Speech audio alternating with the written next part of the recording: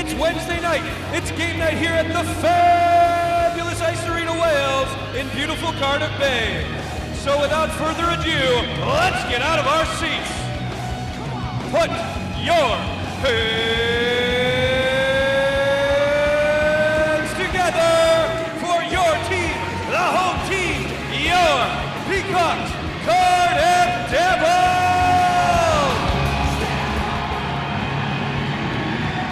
Can the Cardiff Devils find one more push in this long title charge to find their way to back-to-back championships? Tonight we'll find out against the Sheffield Steelers, a side they've battled with for years and have perhaps the best rivalry of the league. Certainly the last few seasons they've served up some wonderful hockey for hockey fans to watch, of Devils fans, Steelers fans or neutrals. We've had some wonderful occasions between these two clubs. Will we get another tonight? It's the penultimate game between the Devils and Steelers in this Elite League season. The Devils trying to find their way to that league championship. Alan Lloyd alongside John Donovan. John, it's a Wednesday night here in Cardiff. It's not a full building either tonight. Andrew Lord has called on fans recently to get behind his club. It's not a full house tonight. It's going to be perhaps the Steelers a chance to look around and say maybe there's an opportunity here to get that first win in Cardiff for the season. Well, I think the Cardiff Devils and Cardiff Devils fans need to find a happy medium. There's perhaps a little bit of an expectancy, a little bit of arrogance at the moment of when's it going to be done, and then on the other hand, you get fans saying, oh, we're in a bit of a panic and the Devils are out of form and they're losing away games. I think everyone just needs to take a breath about the Cardiff Devils. They are top of the league because they are the most consistent team in the league, and yes, the atmosphere isn't as intense in this building tonight as it sometimes is in this great rivalry, but Andrew Lord won't care. He will have prepared his team.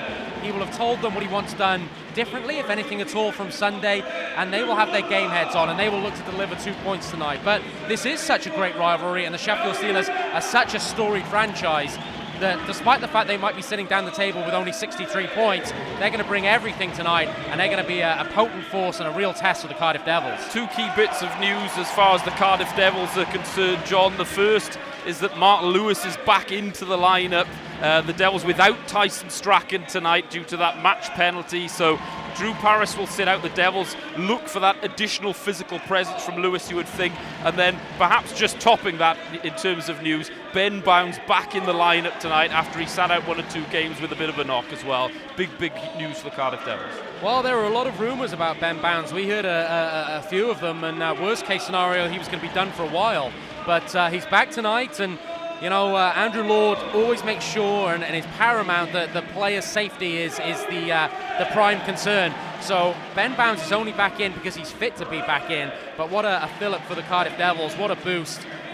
You know, this man knows how to backstop Devils to trophies now, and the Cardiff Devils perhaps can take a couple of extra risks and really go on the offensive early in this game. You're absolutely right about Mark Lewis. Huge that he's back in with Strachan out. Not only a mobile defenseman, but a big physical defenseman. He can add that element. No Yampted, no Francela, and of course no Armstrong, who's on the long-term injury, but Paul Thompson thinks he could be back in time for the playoffs, which will be a big boost for the Sheffield Steelers as well. The ceremony has taken place, and we'll pause for the national anthem. Courtesy of Flybe. Now, I'd like you all to be upstanding, remove your caps and hats, and join Beth Millard in the singing of the Welsh national anthem.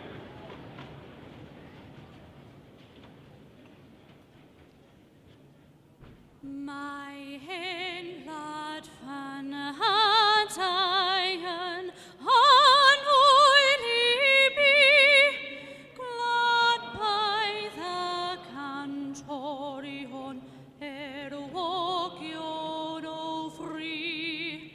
I go roll the velvet glad gar which amat tros raddith coch lasant I gwaed glad plaid your oivim glad tramor and vir ir be of by or bad that ir in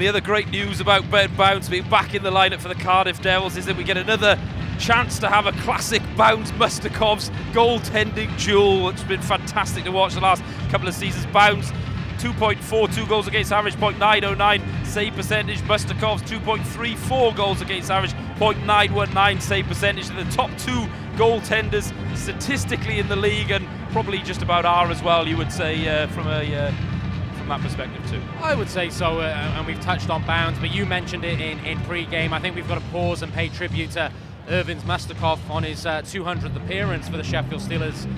135 wins, 23 shutouts, which only stand second to Jody Lehman, and perhaps most importantly for the Steelers, a two-time league title winner. No, one time, didn't he? He won it in 10-11. He hasn't won it since. It was Eunice and Pinch. But he won the playoffs last year, where he was absolutely fantastic in that playoff final.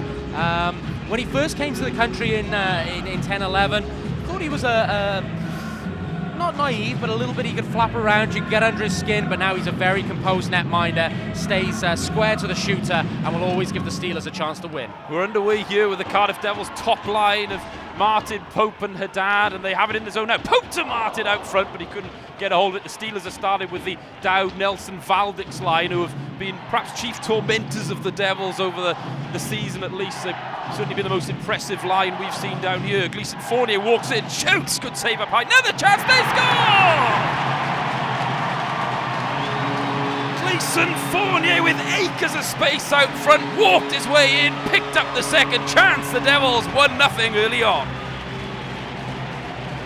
Well, the Cardiff Devils have come out on fire. They've come out as an angry team, perhaps after that defeat on Sunday, perhaps still the effects of that Challenge Cup defeat to the Belfast Giants in this building. Fournier follows in his old rebound, drives to the net, he wants it more. Two defensemen really stuck behind Mustakovs where they needed to be out in front, protecting the house. The Devils had a couple of scoring chances there. Martin had one where he couldn't corral the puck. The Devils came out all gun blazing there. They have the early lead. 11th of the season for Gleason Fournier, a little bit of magic from him as well, but it was the parting of the Red Sea there on the Steelers' defence. Thompson will want to tighten things up there. They ice the puck though. The Devils have made a change and will get the Bentivoglio line on, but here's a look at that goal. Just have a look at the positioning of the Steelers players here. Well, Dowd doesn't really hustle to get back in that play. Is it O'Connor who's behind Mustakovs? He is trying to win a battle there. Davy Phillips never really comes into the play either, so I think Phillips and Dowd have really got to help out a little bit more. Bentivoglio gets it back to the point where Andrew Hotham was and has it back now. Bentivoglio, room for Hotham, through a lane, shoots, well saved by Mustakovs, who saw it all the way. Lane Ulmer got a stick in there and took it away from Colton Fretter, and now it's there for Patrick Asselin.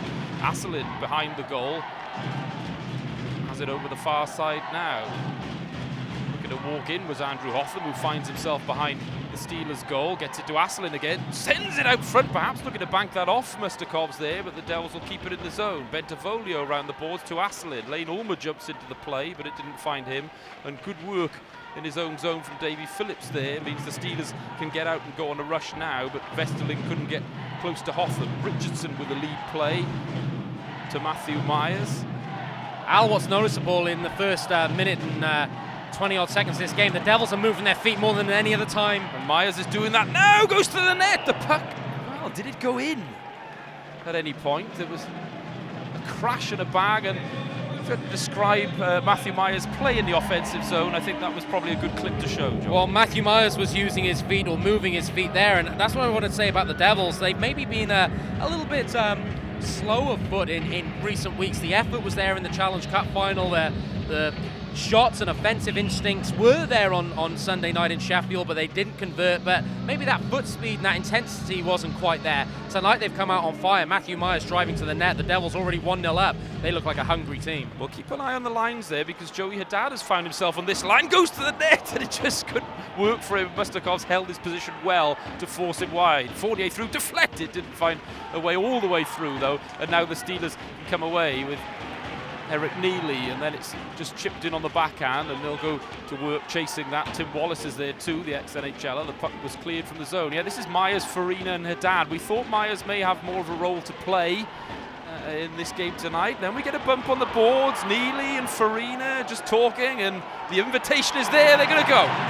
Justin Farina in a difficult spot, but then gets the left hand free on Neely with a good right too. Look at this scrap. There's no defence in this one. Look at these two pounding away. Neely with some wonderful right hands. Farina with the left too. The boxes are open and waiting for the combatants. They're tied up. A short but a spectacular scrap, John Donald. And I love that respect at the end. Both players tapping each other on the shorts. Todd Kelman is clapping next to me. He knows a good fight in two warriors when you see them. Neely looking to get his team going. Farina answered the bell. They just waylaid at each other. Farina throwing the left, Neely throwing his left as well. Lots of punches landed. Farina was off balance initially, but then came back with a couple, and he's really just hitting helmet there, but he's got to hurt both players. I think Farina's got the greater punch speed and probably lands more, but Neely gets a couple of good shots in early, and I didn't realize he was quite as tough as he was. Great fight, two combatants there. Tip of the hat to both of them. Yeah, wonderful there from both players. And Neely there, as you say, John, Farina's the one guy who's given Matthew Gagnon real trouble in Nottingham this year, but Neely hung with him there. That was a credit to both men. Two guys who are not heavyweights, but they'll throw with anyone. They got a good scrap going there. Anyway, that's just coincidental penalty, so we'll go 5-on-5. Through it goes. Batches there as a screen out front, causing Scott Arson a few troubles. That one skipped over the stick of Morissette, and here's John O'Phillips had an empty net goal the other day. Phillips will go into the zone and get it taken away from him, though, and now it's back with Davy Phillips. I'm just going to go back to that fight. I think that was fight of the season so far. But for the Cardiff Devils, Andrew Lord has got a very good poker face. But after speaking to him for 4 years, when I interviewed him yesterday and I asked him about the line juggling and you had the no comment, just sense there might be something up his sleeve. And we didn't see Mark Lewis take a lot of ice in warm-up. He comes into the team. Drew Parris drops out, and we did see Joey Haddad warming up on his normal line with Martin and Pope. And indeed, Haddad is back out there now with Martin and Pope, but obviously they're with Strachan out of the lineup. It does give Andrew Lord a little bit of opportunity to juggle those forwards, to play him, give him more ice time. So he's giving the Sheffield Steelers all kinds of different looks at the moment. Yeah, and it's a mini season, if you like, now, I suppose, as well. You perhaps just go with your top horses until the title is won, as far as Andrew Lord is concerned. Will it work for him tonight, though, against the Steelers team with bodies back and who are looking resolute since that goal went in? Fired in on Mustakovs, around the boards it goes. We're over 3 minutes gone now. Big bump comes in on Fournier from Robert Dowd. He kept it in, though. Now Martin is just bundled over, and that's a good bit of defensive work there that time from Davy Phillips. There's a nastiness in this game as we see Farina finish on Dowd there. There's Levi Nelson, though, in on goal. 2-on-1, shoots! And it was saved in the end by Bounds, and as you say, there's a little bit behind the play as well there, John, with Matheson and Farina having a little chat. Well, Dowd and Fournier, that was a running battle. I thought, Dowd finished his hit, which he was entitled to do in the initial play on Fournier and the point. Fournier didn't like it, and that's what you get when you get these close games in a close time frame. Of course, this is the second of 3, and there's going to be nastiness carrying over, and Dowd and Fournier there really had a running battle. Draw won by Vesterling there, got it back. He's out there with Matthew Waugh and Colton Fretter, and Paul Thompson thinks this was his best line last weekend, and Matthew Waugh's really got going in the second portion of this season, leading the Steelers in goals on 21 up against Andrew Hoffa. Mark Lewis comes in with a big bump and separates Waugh from the puck, though, and a bit of an errant pass, though, means Mark Matheson can pick things up for the Sheffield Steelers and get them going again. Fretter makes any line he plays on better, and here's Vesterling, but he gave it away, and that'll get picked up by Sean Bentivoglio. I think you can play that tribute to Vesterling as well. Paul Thompson's so happy to have him back. Great skater, great heads-up player. May not score a lot of goals, but he's always involved in good things, offensively and defensively. Chip forward, chasing is Tim Wallace up against Mark Richardson. Coming in to help was Bryce Reddick, but that's a good takeaway play from Marquard, but he couldn't get the shot away properly. Ulmer will come in and try and win the puck, but now the Steelers with their first real pushback off the last couple of shifts. Wallace got it round to the big body of Marquard, out there with Liam Kirk, had a goal in that win against the Cardiff Devils on Sunday night. Here is Liam Kirk with the slick hands of his, and he'll get it around the boards there. He finds himself in the GB squad as well, does Liam Kirk, deservedly so. Here's Matt Marquard around the outside of Reddick, and behind the net they work now. Arsenal Blast had a goal there for the Steelers this season from a similar position earlier on in the season. It was a consolation goal, John, but he can fire from the back end, and he was prolific for Braehead when he was there. Well, he was indeed, but that was great setup play by Matt Marquardt. And, you know, it's not my place because he's an esteemed professional and, you know, I just do this. But maybe I've been a little critical of Matt Marquardt this season. I think with his size, his ability, and of course his resume, playing in the AHL, captain in the Florida Everglades, he could have brought more to the Coventry Blaze last season, could have brought more to the Sheffield Steelers in the first part of this season. I think he started very, very well tonight. Fournier just led Paul Crowder into the zone there with a haircut now, Paul Crowder, so a little bit less recognisable. Got it out front anyway, though. Good battling work from Matthew Myers, but a nice bit of defensive separation work from John O'Phillips. Did well on his fellow Welshman there. Fournier goes D to D back to Mark Lewis. Those two reunited, at least for a time here, as the Devils will play that 5-man defensive unit, and offside is the call. Touched upon Liam Kirk in that GB team, and I think it is very, very well deserved. I've been thoroughly impressed every time I've seen him, certainly post-Christmas, and the more ice time he gets, the more maturity he's showing. Great skater, again a heads-up hockey player, and there is talk of him going in the draft, and what an achievement it would be for that young man.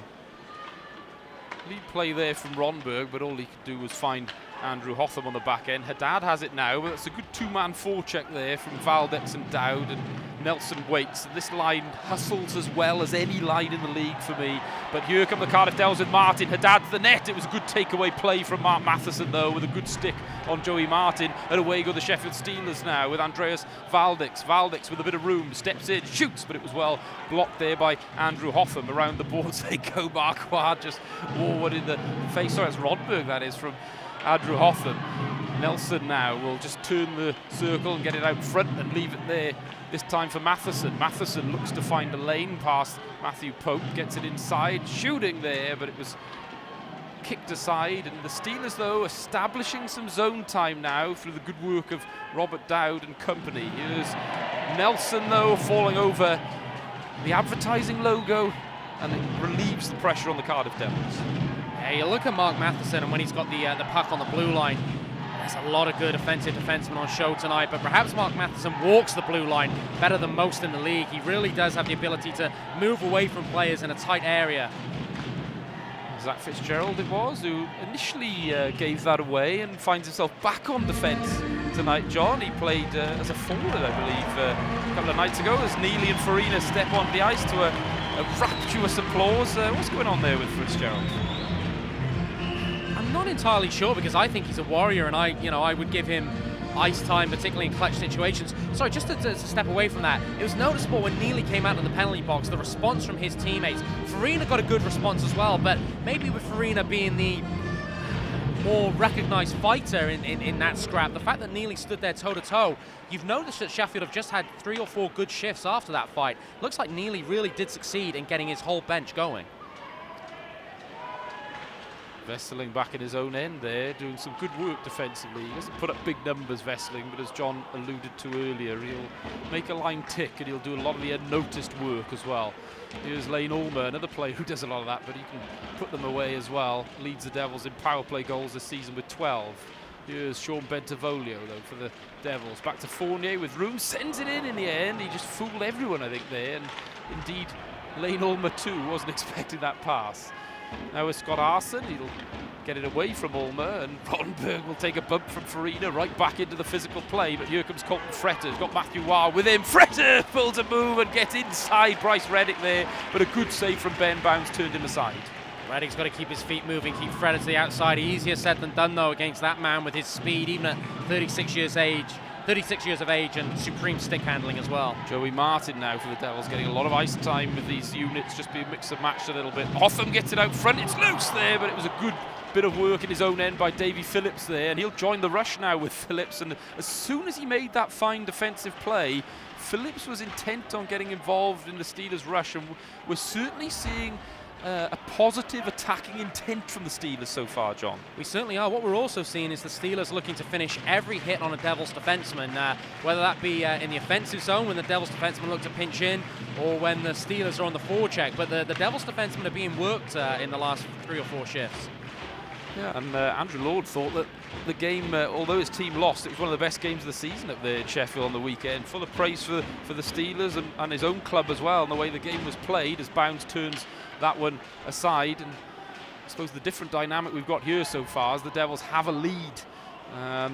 Perhaps that's why we're maybe just seeing a little bit more offensive intent early from the Sheffield Steelers, who were outshot in that one, albeit there were 9 power plays against them, which would have been a contributing factor. Given away that time, though, and Morissette goes cross ice, centred it to Crowder, made a hash of it, gets it inside again. There might be another chance as Morissette looks for the puck now. Mark Richardson, but Liam Kirk did well on him and will clear the zone. Crowder's got a score. Morissette does well. He reads the turnover. It's an unforced error for the Steelers. Morissette, beautiful source of pass. I think Crowder's going to want that one back. That should have been a 2-0 lead to the Cardiff Devils. Lead play there, and picking it up now is Paul Crowder, looking to make amends for that. He goes down a little bit too easily there. Zach Fitzgerald won't get a penalty. It does keep a hold of the puck though, does Paul Crowder. It's it back there to Matt Pope now, kicks it out of his own skates and will go to work up against Scott Arson. Good work from him, but Pope got it away, and we'll just get a face-off as Mustakovs will cover the puck. Let's have a look at this chance again. Jonathan Phillips just not on the same page as his defenseman. It's a really good pass from Morissette. Is it slightly behind Crowder? No, I still think he can get a full stick blade on that. Maybe he was already picking his spot before connecting with the puck. I don't know, but number 80 for Cardiff's been a great role player. Would want that back. Bryce Reddick will get that one around the boards. Yeah, he's got that sort of languid style as Crowder, isn't he, John? And sometimes that can give the wrong impression in certain situations, but there perhaps you just felt he needed to be a little bit more assertive on the puck when Morissette found him. Here's Haddad now to Joey Martin with room. Plenty of Steelers for company though, and they get it out of the zone easily. Richardson with Reddick. Reddick leads Haddad, but he only found Ben O'Connor now. Will go to Robert Dowd. Levi Nelson is looking to go heads up and get into the zone, but good bit of work from Bryce Reddick, just cleared it out, and O'Connor will pick it up. Look at those hands from O'Connor there, but then Haddad came in, but couldn't do anything with it, and he'll get another try here. Lead play to Andreas Valdix. Valdix has scored goals against the Devils this season. He's been one of their better players in the season series, and that was an easy save for Ben Bounds. And the Steelers just starting to assert themselves with a little bit more of the quality zone time, I would say, so far, John. The Devils now looking to hit on the break a little bit more. Yeah, I'd agree with that. And again, since that Neely fight, I think the Steelers have upped the ante, but Ben Bounds has been solid on his return. Hasn't been forced into a great save yet, but been strong on his posts and blocking guys looking to drive the net. And, you know, you think about that Crowder chance, it might be the Steelers having the zone time, but probably the Devils have had the best scoring chances so far tonight. Yeah, here's Colton Fretter, 3-on-2 they go. He's got Vesterling there going to the net that time. Mark Matheson jumping into the play, but they couldn't get it through to him, and the Devils clear the zone again. It's Vesterling now will get them going. Now Mark Matheson looking to activate himself in the play. Fretter in on Bounds, who paddles that one aside. Fournier couldn't pick it up, but the Devils get a good break there from a loose pass, and away they go with Justin Farina looking to split the D. Got taken down, but Matthew Myers will pick it up. Then we get another player ending up in the net, this time Zach Fitzgerald down there, who's just taken a tumble. It's got a little bit of a feel to it of that first period of that Challenge Cup final, John, where the Devils were hitting on the break against Belfast, had the quality chances, but hit a couple of posts, and in the end couldn't establish enough of a lead, and the Giants came back. You're absolutely right, and there are certain guys going for the Devils, but they just need to get that collective effort. I think Farina looks desperate to win a trophy. He was in the Challenge Cup final. I thought he was great. You know, it was unfortunate that maybe situations dictated his ice time being reduced, and Farina, you can tell, is desperate to win, and there's a number of Cardiff Devils players who are showing that, but just perhaps a little bit more of a collective effort from certainly the champions-elect. Hoisted in by Matthew Myers. Offside, though, was Justin Farina. A little bit too keen that time, and it'll come back into the Devils' half of the neutral zone. But again, to emphasise, it's the Devils who are in a complete position of strength, not just in this game where they're 1-0 up. but they have the cushion in the league title race. They only need to win 2 more games. You say only, it's a tough task against any team in this league, but the Devils have been the most consistent team all season. The nerves and panic, that should subside. Yes, the adrenaline, but the Devils are in control of their own destiny. Here come the Sheffield Steelers. Eric Neely off the back of that great fight moments ago. Into the zone, gets it out front, bounds. What a fine save that was. Matt Marquardt was out front.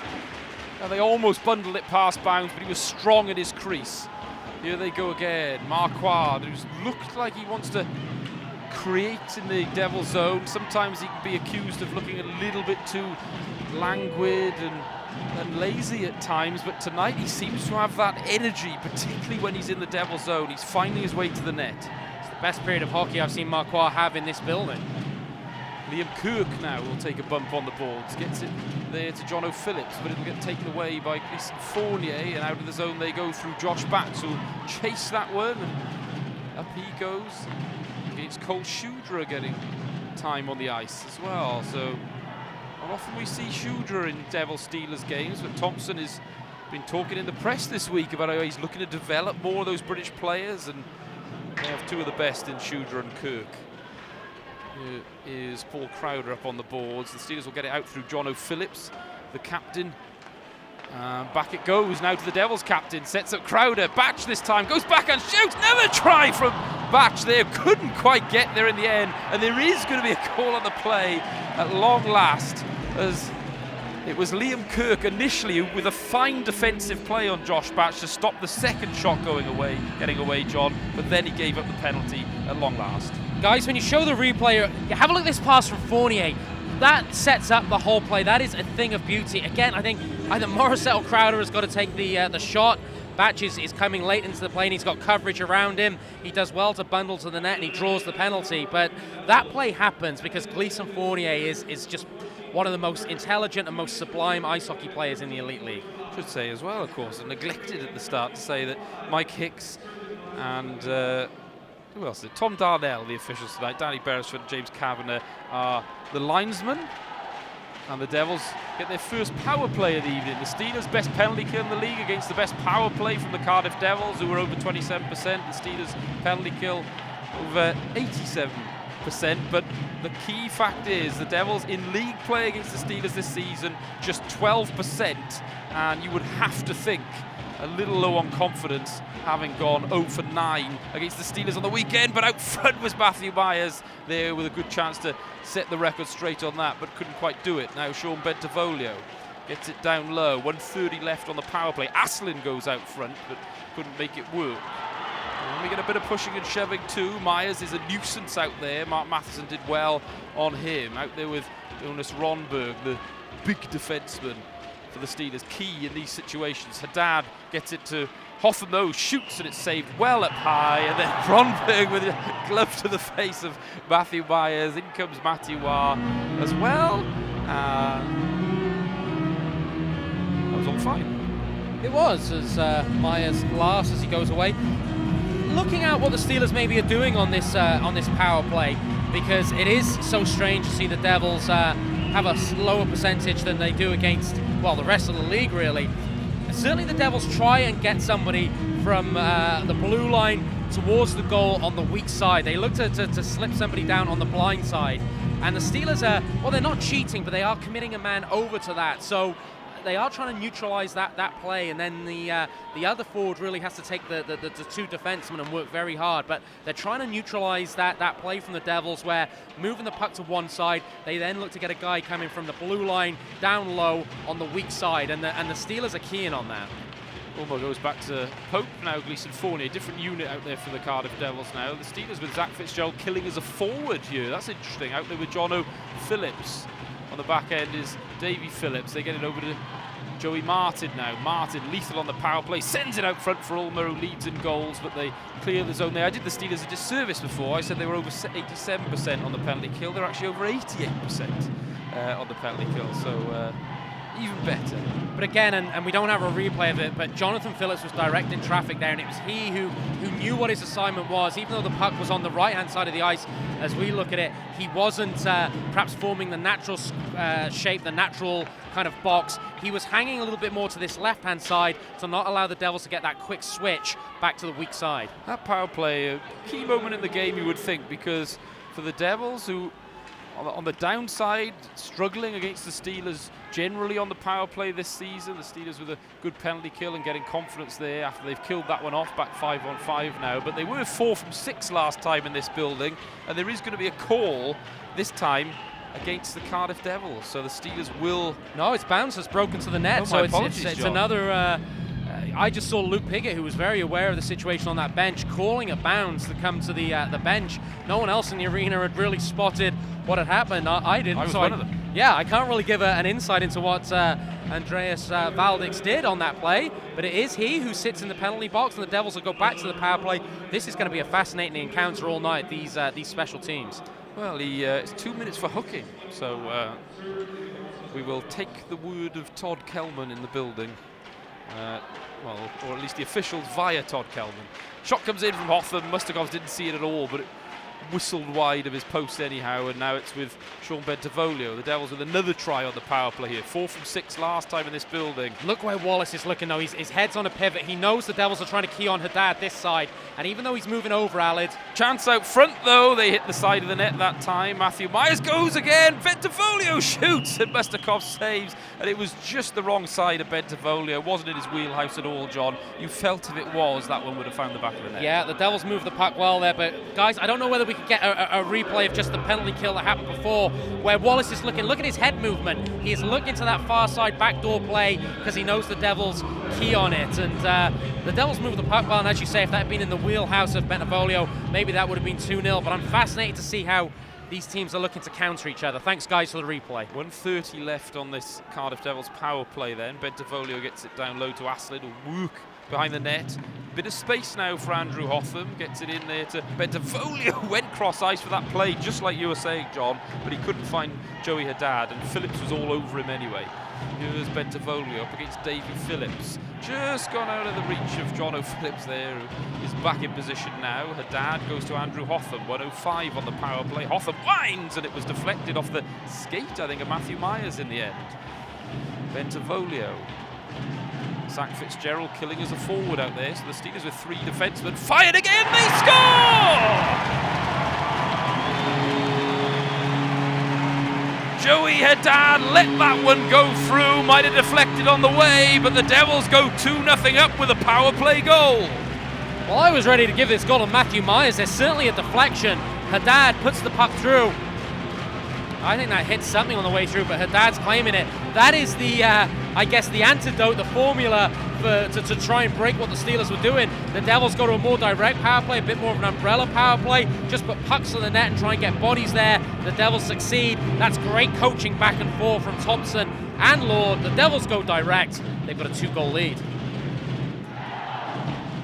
Haddad's 14th this season, his second power play goal, John, and you highlighted the work he was doing there on the previous couple of shifts, and we haven't been seeing Haddad on the power play for most of this season either, so it's an interesting adjustment there from Andrew Lord, bringing Haddad in, and it pays dividends straight away as we get another bit of hustle and tussle there. Crowder and Ronberg. Farina shoots, though, got taken away from him, and Marquardt will get out of the zone. Ronberg's been a physical presence, isn't he, back there for the Steelers. I know he plays that way, John, but this is the most physical I've seen Jonas Ronberg this season, at least against the Devils. Well, it is, and he's berating referee Mike Hicks right now. You're used to Ronberg, what a seasoned pro, what a stylish player. We know he's got a great reach. We know he blocks shots. We know that he can just eat up ice time and be a great shutdown defenseman. But you're absolutely right. We don't necessarily think of him as a big physical presence.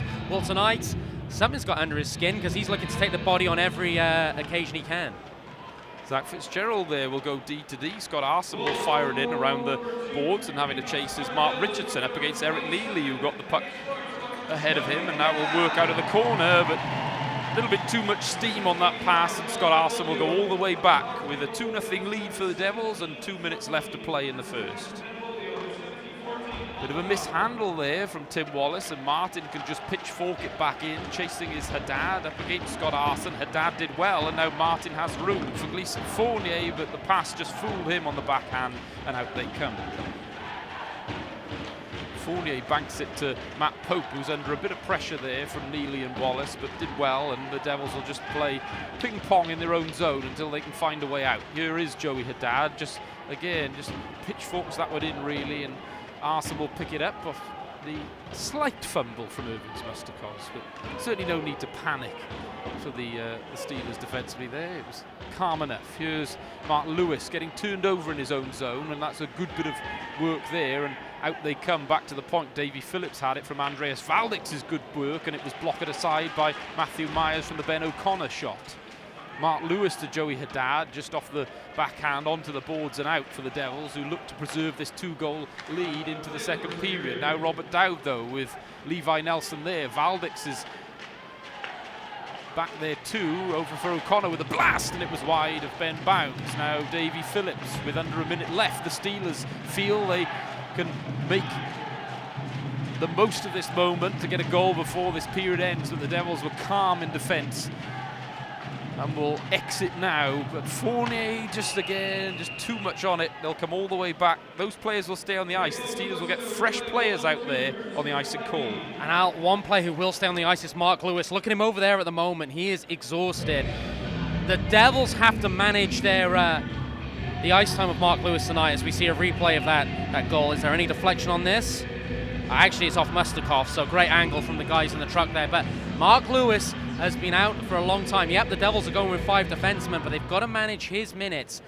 He might be a little bit out of game shape right now. That was a minute and a half shift, and he's still on the ice now because of the icing call. Devils have got to be careful with the big number 4. And they send out the Vesterling-War Fretter line, Mark Matheson there too, so there's plenty of firepower for the Steelers with half a minute left in the first. Fournier up against Matthew War. The Devils needed a win a draw there, but couldn't do it. War on the wraparound try, couldn't find a way past Bounds, and Lewis shoveled him aside, but the Devils can clear, and well, they can't get one change there at the moment, so back come the Sheffield Steelers as well with speed and Fretter into the zone. It's Vesterling who jumped on, but the Devils get it out, and that should do it as Jonas Romberg will just blast it in.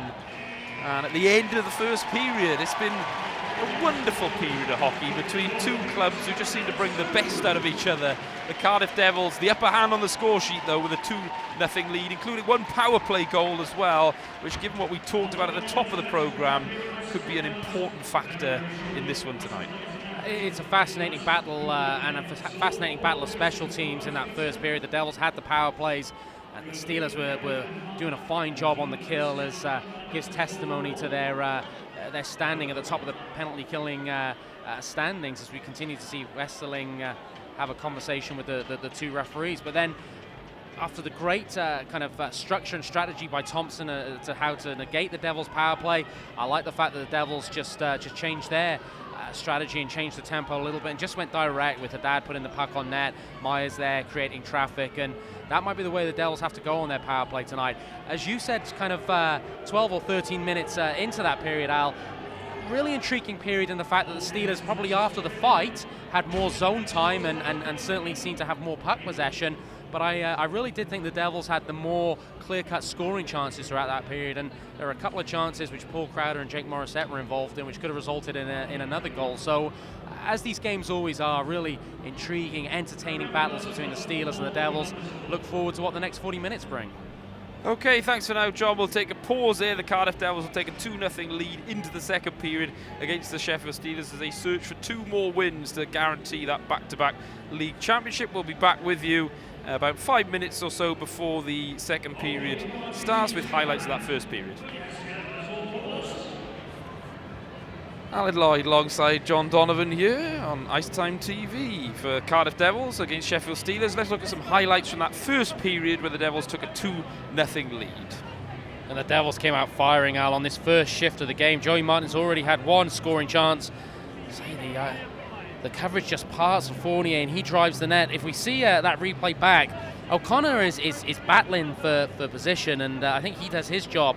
But I don't think Valdix comes back into the play.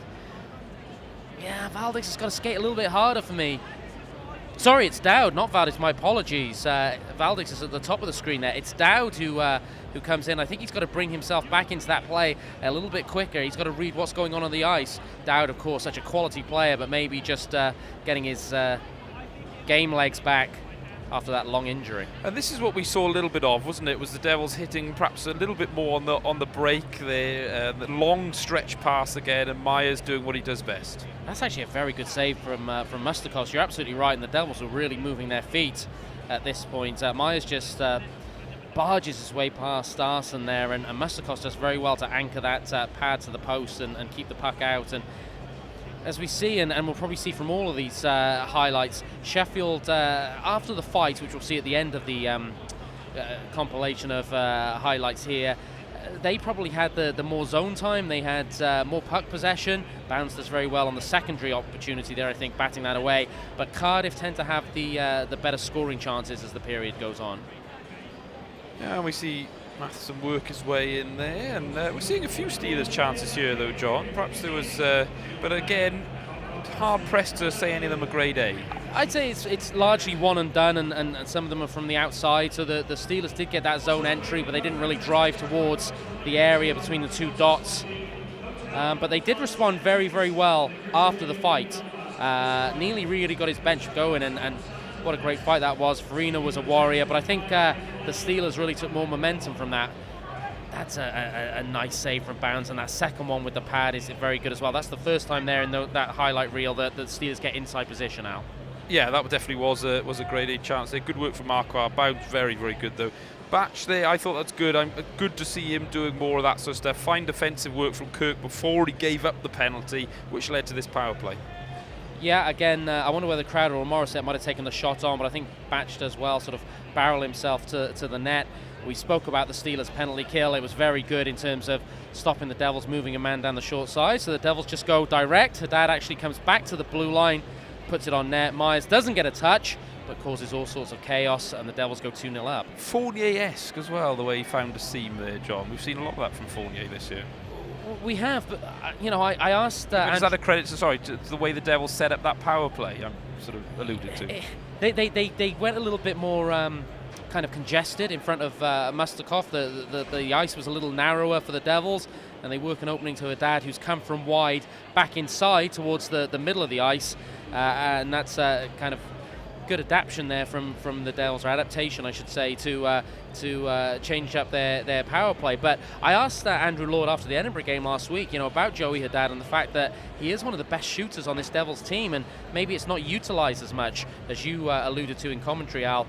Good to see him out on that power play, getting power play time, getting pucks to the net. Oh, good to see you having influence over coaching decisions as well, Jordan. Is that something you're openly taking credit for? Or? Absolutely. Every time I say something, Andrew Lord does the opposite, and the Devils are league champions, and this is the fight. So we get another chance. Look, we're seeing it in real time here, and shades of, well, more than shades of the Gagnon-Farina fight from earlier on in the season. Perhaps a little bit less in terms of quality landing punches from both men there. John? Well, just look at that tap at the end. The two warriors who've just been hitting hell out of each other, and at the end of it, there's just so much mutual respect. You're absolutely right. There must be kind of 20-plus punches thrown from either guy there, and 6 or 7 of them from both guys landed, and really got this crowd going, the benches going, and I just didn't expect Neely to be that sort of player. I liked him last time he was down in this building, but to have that aspect to his game as well, this mid-season pickup for the Steelers, I'd look to keep him next year. And really, up until the end, there was absolutely no interest in defence from either man, and that's what led to such a wonderful fight there. Farina has just been so important for the Cardiff Devils this season. He is second in goals for them, 20 goals on the season so far, John, behind Joey Martin with 23 on the season, but also with a number of high quality and timely fights to his name as well. And as I said earlier, I know Fitzgerald has battled with Gagnon as well, but for me, those couple of fights, Farina's the only player to cut Gagnon in both fights this season. He cut him with a bigger man there, and he's just been so influential for the Devils. But Neely there, as you say as well, just showing so much ability in an area which we knew he had, but perhaps not quite that much wealth of ability. Well, Neely showed up for the fight and his bench responded, but just going back to Farina, you know, you look at his fights and it's an interesting way of fighting. He's against the bigger guys, he's got to take punishment to get inside, and against Gagnon, at the start of each fight, he's taken some bombs from Gagnon. But Farina's kind of the guy still standing at the end when Gagnon maybe has started to tire. Farina then gets inside and throws a lot of quick lefts, and he's cut Gagnon twice. And you know, I wouldn't want to fight that way. And my wife beats me up when I don't take the dishes out at night. But you know, for Farina to have to take punches, to give a punch, wow, that's a brave boy. We're underway here. The Valdix line on the ice for the Sheffield Steelers. The Martin line starts for the Cardiff Devils. Sent in from Bryce Reddick. Martin will pick it up, goes around to Joey Haddad, who led it through to Matt Pope. He's on the boards now. We've got 5-on-5 hockey out there right now. The Devils 2-0 here in the second period is underway against the Sheffield Steelers. Fournier through, finds a lane, backhand try, finds save, they score! Joey Haddad had the first try out front, but there was Joey Martin to go further ahead for the Devils in goals. He makes it 3-0. I think a lot of credit here has to go to Haddad, the way he stays with this play. He reads the deflection quicker than anybody else, gets it on net. Good save from Mustakovs. Martin has just drifted away from coverage and finishes. That could be a big goal for the Devils at the start of this period to keep the momentum, to go further ahead. But I think Joey Haddad is really having a stellar game tonight. Fournier looks to get the puck on net. Haddad reacts to it. Martin with the goal. The Devils with a 3-0 lead.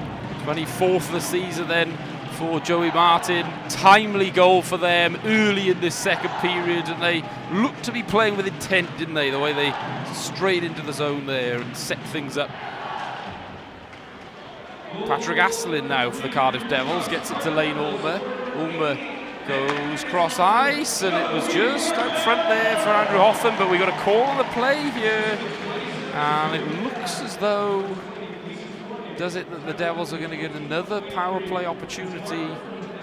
It is, because it's a slashing call, because I think Ulmer had his stick slashed out of his hands, but the Devils were still in possession of that puck, weren't they? And I'm surprised that the referee blew that down. Bounds had you know, he'd made his break for the bench. I don't think there was an offside call there, so I think that one was a slashing call. I think it was Ulmer behind the play who had his stick taken away from him.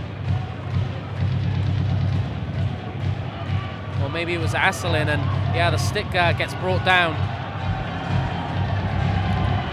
Not sure if that was it. Paul Thompson is apoplectic on the bench there with Tom Darnell, and it's Vesterling who's going to sit for two, the player who was having the discussions at the end of the first period as well, ironically. But anyway, the Devils get another power play try in the evening, their third so far. The Steelers have none so far in this one. Bentivoglio walks in, he's got Aslin there. The Steelers collapse in front of net. It might be there though if they can bat it away, but the Steelers get there first and will clear through Ronberg, but he couldn't get it out of the zone, and Bentivoglio gets it in away from Scott Arson. Back to the point now for Andrew Hotham. Hotham has Aslin there on the point. At the net is Matthew Myers. Now for Sean Bentivoglio. Back is Joey Haddad in that position nearly where he scored that goal, but instead Hotham walks in, goes backhand and tries to find Aslin on the back step there, but couldn't do it. Aslin back to Bentivoglio. Room for Hotham, but it was on the backhand. He couldn't get the one-timer away. Flashed it across the blue paint though. And now Bentivoglio again, back to Aslin. Bentivoglio got creamed on the boards, and again Hotham, if it had just fallen for him, would have had an empty net. 1:05 left on the power play. Haddad to Bentivoglio, a confident looking unit out there for the Cardiff Devils. Bentivoglio back to Haddad with a blast, tipped out front. Mustakovs the save, and Ronberg is there to help. 54 seconds left on the power play, and then Myers and Ronberg will just a little push and shoving match after. Well, I think the Devils are really running this power play on the fly. It doesn't look like a traditional power play. The Devils there, I think, were just letting natural skills take over to try and break down the Steelers' very sturdy penalty kill unit. But there was a couple of very nice plays there. And when you allow the Devils' skilled players to make moves like that and really run the game themselves, yeah, there was a couple of good scoring chances there, but the Steelers stayed firm. Change of units there for both sides. We see the Fitzgerald killing unit out there now for the Steelers, out with Phillips. Fournier now will marshal the blue line for the Devils. Goes over to Pope with a blast over high and wide of Irvin's Mustakovs. Martin Gets it inside now, back from Lane Ulmer to Fournier. Fournier through traffic, good block from Jonathan Phillips, the Steelers clear. 30 seconds left on the power play, over with the captain Jake Morissette up against Davy Phillips, kept it in but gave it away to Fitzgerald with a good stick, and Morissette must go back. The Devils with a league-high short-handed goals against this season. The Steelers are good at scoring short-handed as well, but they fire in on Mustakovs there through Fournier, who's tumbled over there but just lost an edge. No call. 5 seconds left on the power play. The Steelers have killed this one well in the end. And we'll get Vestling out of the box now. He has it as well. Vestling shoots, and it was just flailed really wide and high of Ben Bounds. Here come the Cardiff Devils, fast and furious again in this second period. Farina will look to bundle his way through, but Fretter took it away from him, but then it got turned over, but offside was Paul Crowder. Well, just a few seconds before, I was about to say Gleeson Fournier's really putting the Cardiff Devils team on his back tonight. There was a turnover in his own zone. The turnover is the nature of which he's really extracted from his game this year, but Gleeson Fournier tonight, that turnover aside, his skating, his offensive drive, his real jump and the bit between the teeth, you put that together with just the hockey skills that sets him out as an elite player. Gleeson Fournier is really desperate to carry the Devils to victory. Mark Lewis around the boards there. Mustakov's missed it, so Ben O'Connor will just about get it out there with help from Matt Marquardt, who led Liam Kirk in. Kirk shoots, but it was an easy save for Bounds, but he looks dangerous every time he has the puck, does Liam Kirk. Well, it's that skating ability, and I know I sound like a broken record when I say it, but if you are going to play at the top level in this country and beyond, and you set yourself out as a elite forward, usually it's your skating that sets you aside, and I think Liam Kirk has got that, and he entered the zone there, got the shot on net. That shows good confidence, but the Steelers are still pretty much one and done at the moment. They're not building up a great deal of traffic or a cycle around Bounds' net. It seems to be one opportunity and then the puck leaves the zone. Delayed offside there, so Ronberg had a bit of time to go to work, but then they're just a bit of a sloppy pass there, made harder work of it than they needed to, did the Steelers, but they go now with Jonathan Phillips. Marquardt goes to the net, but Farina did well on Phillips and then evaded the attempted hit from Matt Marquardt, but he's up against Mark Lewis now. Lewis with a good stick play in his own zone will set the Devils away. Farina leads Mark Richardson there, around the glass he will go, and chasing that one is Farina again. He's just everywhere at the moment. Up against Ronberg now, a bit of a bad bounce off the glass, gives Bentivolio a sniff at it, but the Steelers will calm it down through Phillips. In the end, O'Connor just hammers it out of the zone, and all they can do is ice the puck, so a win on that exchange for the Cardiff Devils. It just never quite worked for the Steelers there. It didn't indeed, and the Devils have had another good start to this period as they did the first period, and really during the run of 13 or 14 consecutive wins, and for all their undefeated run at home since the beginning of December, a lot of the keys to that has been the fast starts at the beginning of periods. The Devils have already scored one goal and they've had a lot of offensive zone time. Good draw one by the Steelers there. They get out of the zone, get some fresh bodies on the ice, crucially as well, after a long shift from Marquardt, Phillips and company. Here's Hotham with a lead play, in they go with Lane Ulmer. Ulmer finds Bentivolio, on the point is Andrew Hotham, he has it now. Hotham shoots, but it was well blocked that time. And out of the zone they'll come. Andreas Valdix with a good work in his own zone. Andrew Hotham sets them away, but Bentivolio has got to work hard, gets some help from Joey Martin, Lane Ulmer that time. Might break there for Hotham with a move, backhand try, they score! Andrew Hotham wouldn't give up, he backhanded it past Irvins Mustakovs. The Devils go up 4-0. Al, this is a goal of the season contender, not just because of the silky skills of Hotham. It's the silky skills, as I don't think he has blades on the ice, or maybe he has one on the ice. He's falling over, and he still manages to read the fact that the 5-hole is opened up on Mustakovs and backhand the puck through. It's not a coast-to-coast goal, but that's one of my favorite goals of the year. It looks like the Steelers are going to call a timeout and try and catch a breath, but Andrew Hotham really just showing the level of skill that he possesses. What a goal, what a finish.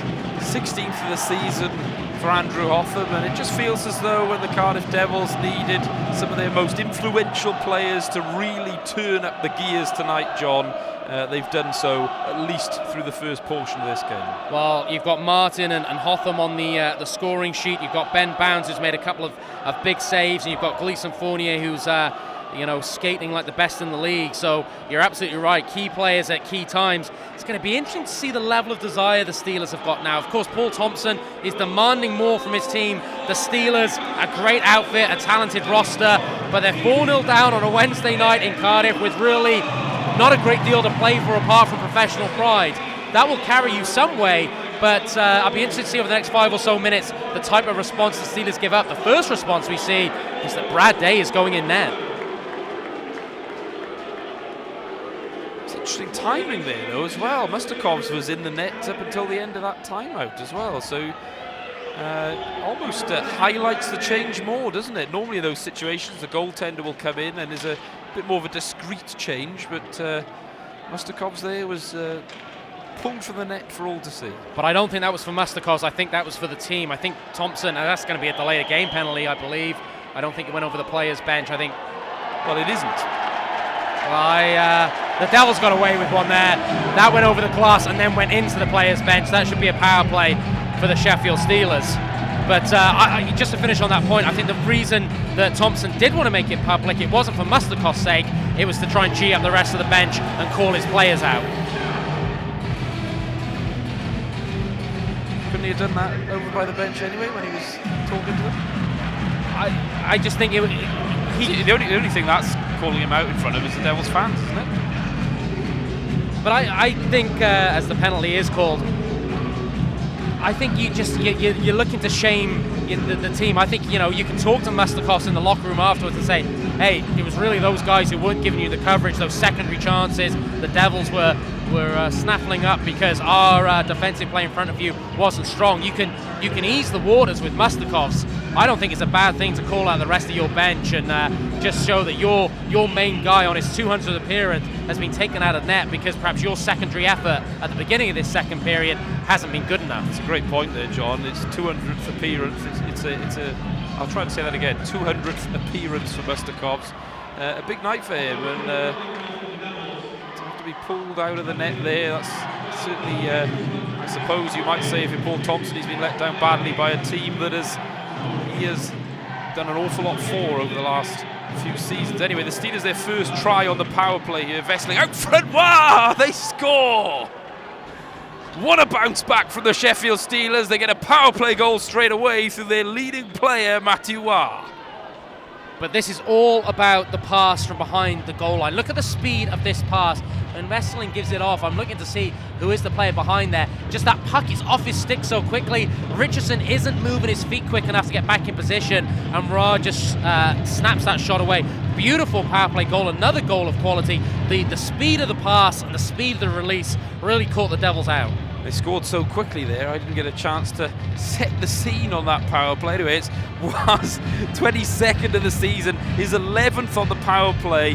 He's way out in front in that category. Next is Matt Marquardt with 8, but then a lot of players in and around 2, 3 and 4. So it shows how important Matthew Waugh is for them on the power play.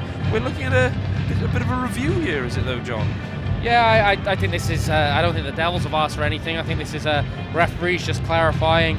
I didn't spot anything on first view or on the replay. I think this will be a perfectly good goal for the Sheffield Steelers, and a very good goal, a timely goal just after the timeout, just after the change of netminder. Can the Steelers build from this and get that momentum? Looks like they're going to give the goal.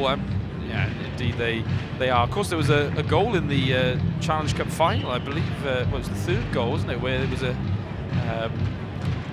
well, I'm still mystified as though how it was given with a player in the crease in that game, so I wonder whether that was just something that the officials were just double checking on, seeing as that occurred in such a high profile game just a short time ago.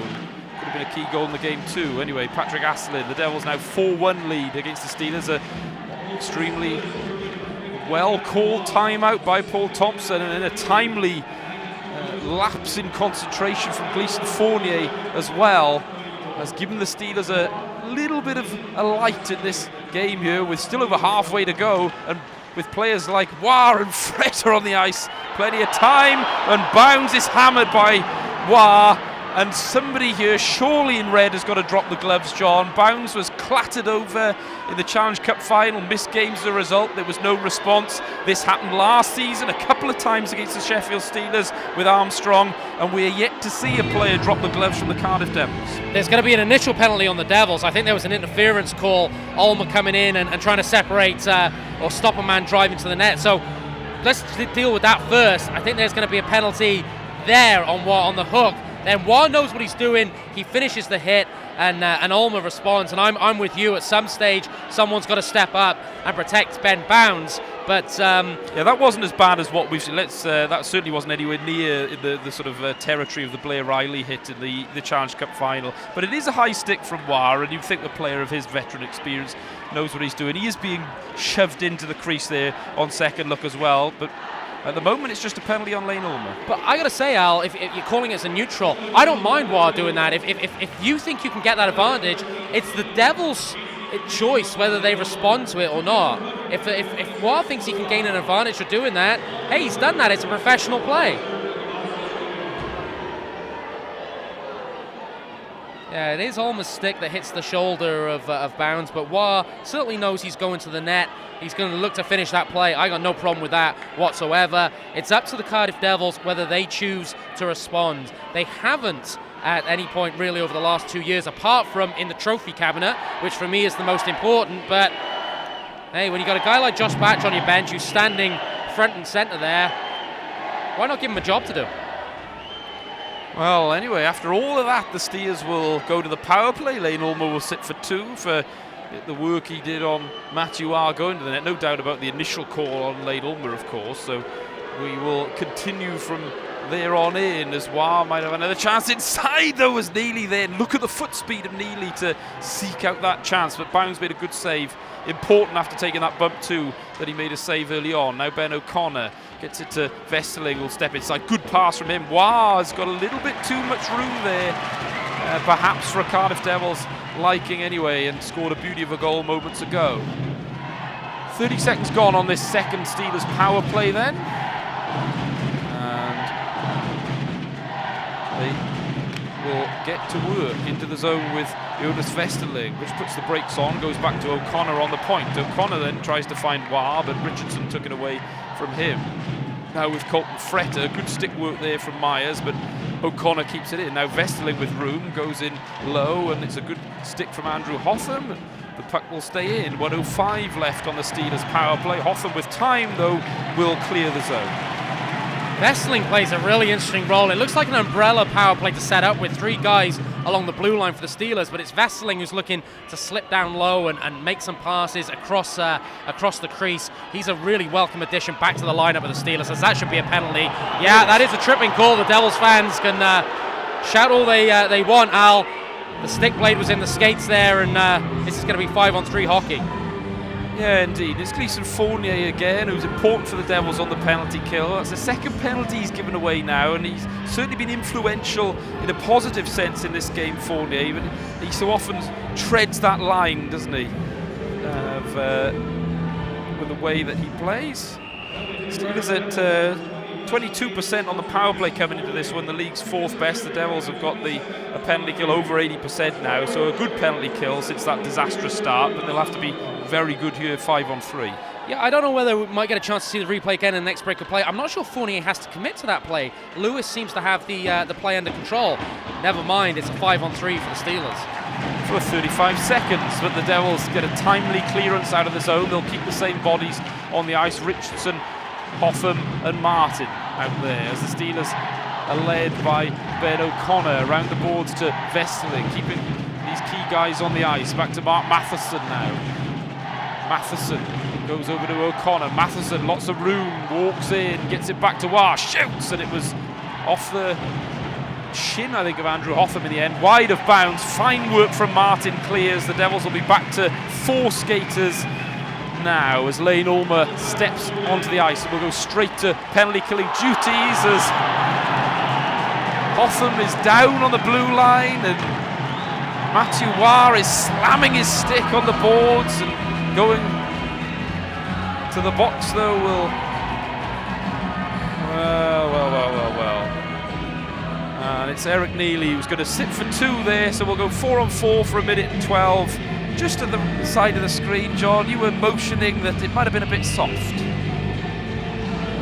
I don't know, hey, I'm used to being unpopular. I would have called both of them there. I think that's a penalty, but I think Andrew Hotham is a skillful player in many, many aspects of the game, and I think there he's been very skillful in selling that call. The Devils don't care.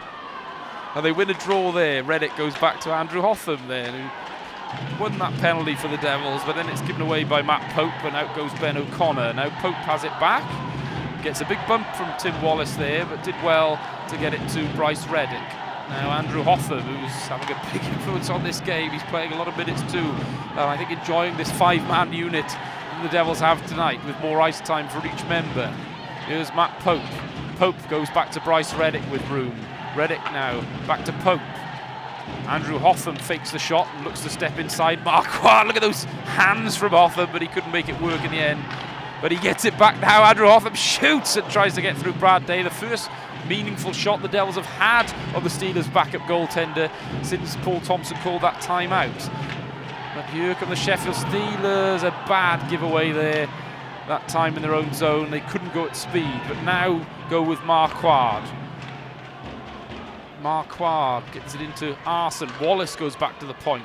Faking the shot was Zach Fitzgerald, and it'll just chip over Ben Bounds. And the Devils will go to the power play in a couple of seconds as Fournier steps onto the ice. And Andrew Hotham on the puck, I think, has played the last 6 days. Man, that guy eats up a lot of ice time. As you say, I think it's key. He loves this 5-man situation. He can play minutes, and he is such an elite player. 32 seconds left for the Devils, then 5-on-4 on this shortened power play. Joey Haddad is out there.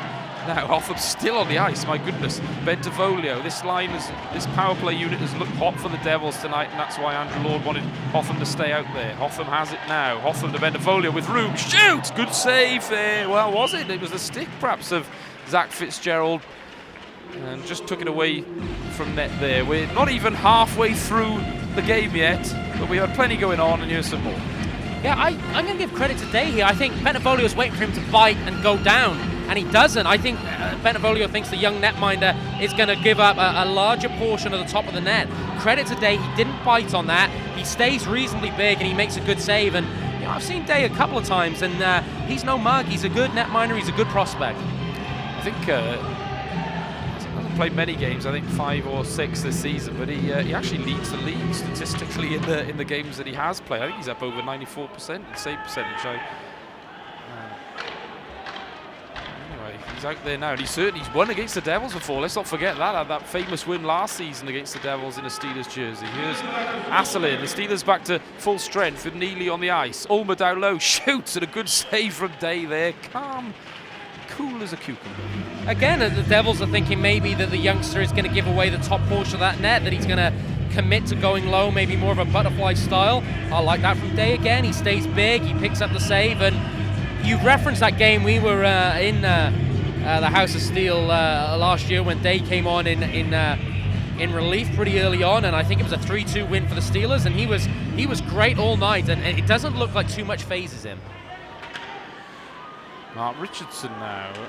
Matthew Wah just marshalling it. Vestling is in a tussle there with Lane Ulmer as well. The Devils trying to reassert themselves on this game. Out front, Bentavolio. It got taken away just about through Davy Phillips' stick.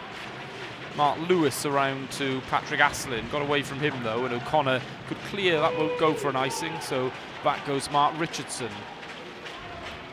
Richardson with a good lead play, but O'Connor read it beautifully and actually sets the Steelers up here with Valdix. Good stick from Richardson, sent it wide of bounds. Now Colton Fretter up against Mark Lewis, got it inside. Wow, with a quick shot. Another try there. Valdix looks for a wraparound with bounds, stranded, but Bentavolio made a good play. Another try from Wah, though, who's come to play tonight as Matthew Wah, and they keep it in the zone. Valdix gets it into O'Connor. O'Connor, look at those hands, goes through his legs, but no one was there to pick it up for the Steelers. Again, the blast, this time from Mark Matheson. Chaos there, a stick down, bodies down out front for a moment. We continue though with 8:30 left in the first. Looking for a tip was Valdix from Dowd. Al, someone's got to give Mark Lewis a stick. More important, that defenseman has that wood. Levi Nelson now, as Mark Lewis still doesn't have a stick, uses the body, and eventually Lane Ulmer hacks it down the ice for an icing, but that's probably a good result for the Cardiff Devils. All things considered, Matthew Waugh, John, has probably been quiet, we would say, for the most part. He scored that Challenge Cup final goal last year against the Devils, but in a lot of games he's been relatively quiet. Tonight he looks a different animal out there. He certainly does. He looks lively. He's getting under the skin of Devils players, which perhaps he hasn't done for a while. He hasn't been that rink-rat type player that gets him going, gets his team going. And we know all about the goal scoring, as now after a very, very long shift, Andrew Lord chooses to make use of his timeout, particularly with the fact that Mark Lewis will still be on the ice. Playing well tonight on his return, Mark Lewis, but another long shift from a guy who's just returning from injury. I think that's a shrewd move there by the Devils coach. Of course, neither team now will be entitled to a coach's challenge down for the rest of this game, because they both take the timeouts. It means, of course, the Devils will have to get those tired bodies on the ice, but at least they've had a little bit of a break now with that timeout. As far as Andrew Lord is concerned, the Steelers, though, with a good pushback here after the Devils had 1 or 2 chances on Brad Day. You're right about that pushback. I don't think that timeout was just about resting tired players after an icing. I think Andrew Lord feels the momentum has dropped off a little bit, and it was a tactical timeout as well. Let's see how the Devils respond. It was a good draw one from Lane Ulmer. They needed that, did the Cardiff Devils as well. Morissette can get it out to the zone, but he's iced the puck, so it'll just come all the way back, and Ulmer will have to win another draw here.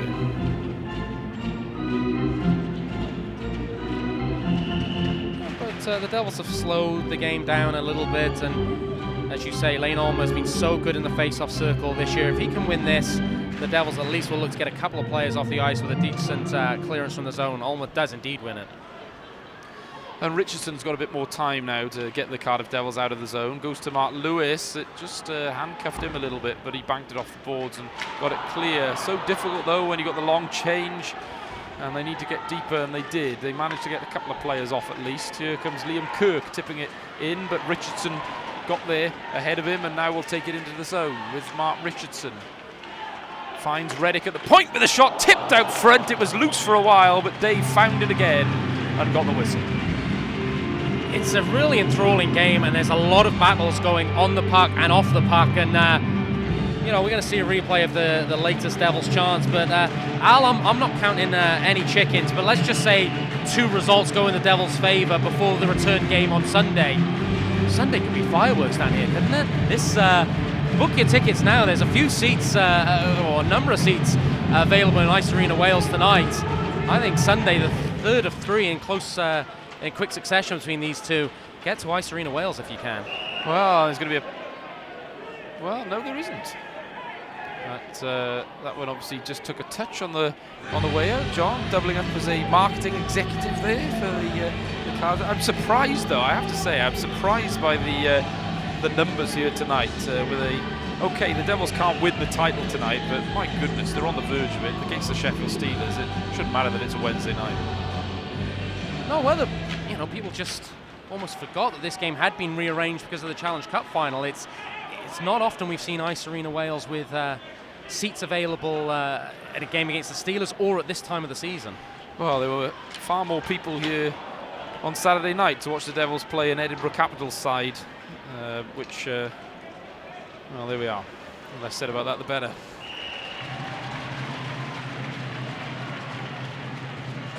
I know what I'd rather watch.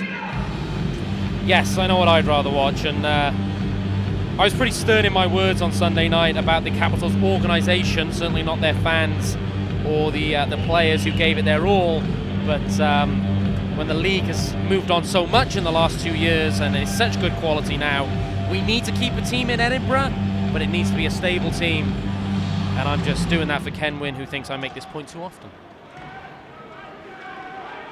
Joey Haddad then with Joey Martin and Matt Pope in the zone. It was just flashed across Brad Day there. No Devils stick on the end of it, though. They keep it in with Joey Martin. Good work from Davy Phillips. Got hooked by Martin there, but no call on the play. O'Connor then comes in to help. Out there is Matt Pope too. And this is a physical shift here from Fretter and Davy Phillips on the back end. Phillips, of course, you assume playing through pain tonight, as he did on the weekend. O'Connor into the zone. No offside call, despite the cries of despair from those in red around the arena. A good bump on the boards. It's going to be a call, though, as, well, Davy Phillips has clattered to the ground there by Joey Haddad, and then has some words for him, but my goodness, Haddad is going to sit for 2, and Phillips has drawn a penalty there after all that work he did in his own zone, John. Phillips is having a good game, as you say, playing through injury, looks to finish his hit, and Haddad just looks to leave something on him, and does he get the elbow up a little bit and the stick underneath the skates, and certainly referee Hicks was right on the spot. Let's see what we make of this. I don't know whether we can slow this down or... It's another nothing penalty, really, isn't it? Yeah, I'd just let both guys play hockey there. Anyway, power play for the Sheffield Steelers this time. 2 minutes they'll get, unless they score, of course. 6:30 left on the second period. 3-goal deficit for them, but a power play goal here would be a big moment for them. Key point in the game, you feel here, as they've certainly had some momentum in this second period at times. They go back to the point now, and Dowd goes cross ice for Nelson, who shoots. It was well blocked there by Mark Richardson, who for me in his own zone is having one of his best games. But the special teams are fascinating again, in that the Steelers there changed their 5-man unit straight away. They won the draw. Marquardt made a quick change with the defenseman, and Marquardt went straight to the net. So, you know, Paul Thompson there not wanting to show his full hand to Andrew Lord makes the quick change. It's a fascinating game as we've got an incident off the puck. We have got an off the incident, and Hotham is going to come in there, and Marquardt is there. Richardson was the player down for the Devils. It was so far off the play that I must apologise, neither of us saw it, but hopefully Howard caught a little bit of it. We may well have it on the GoPro as well. You never know, from behind the goal, you would think so. So apologies that we can't pass comment on that, but it happened a good 30 yards away from the puck. This is a personal comment on my part. I've got nothing against what the Steelers are doing. They're playing a good, hard hockey game, as it looks like Andrew Hotham is going to be the only man penalised.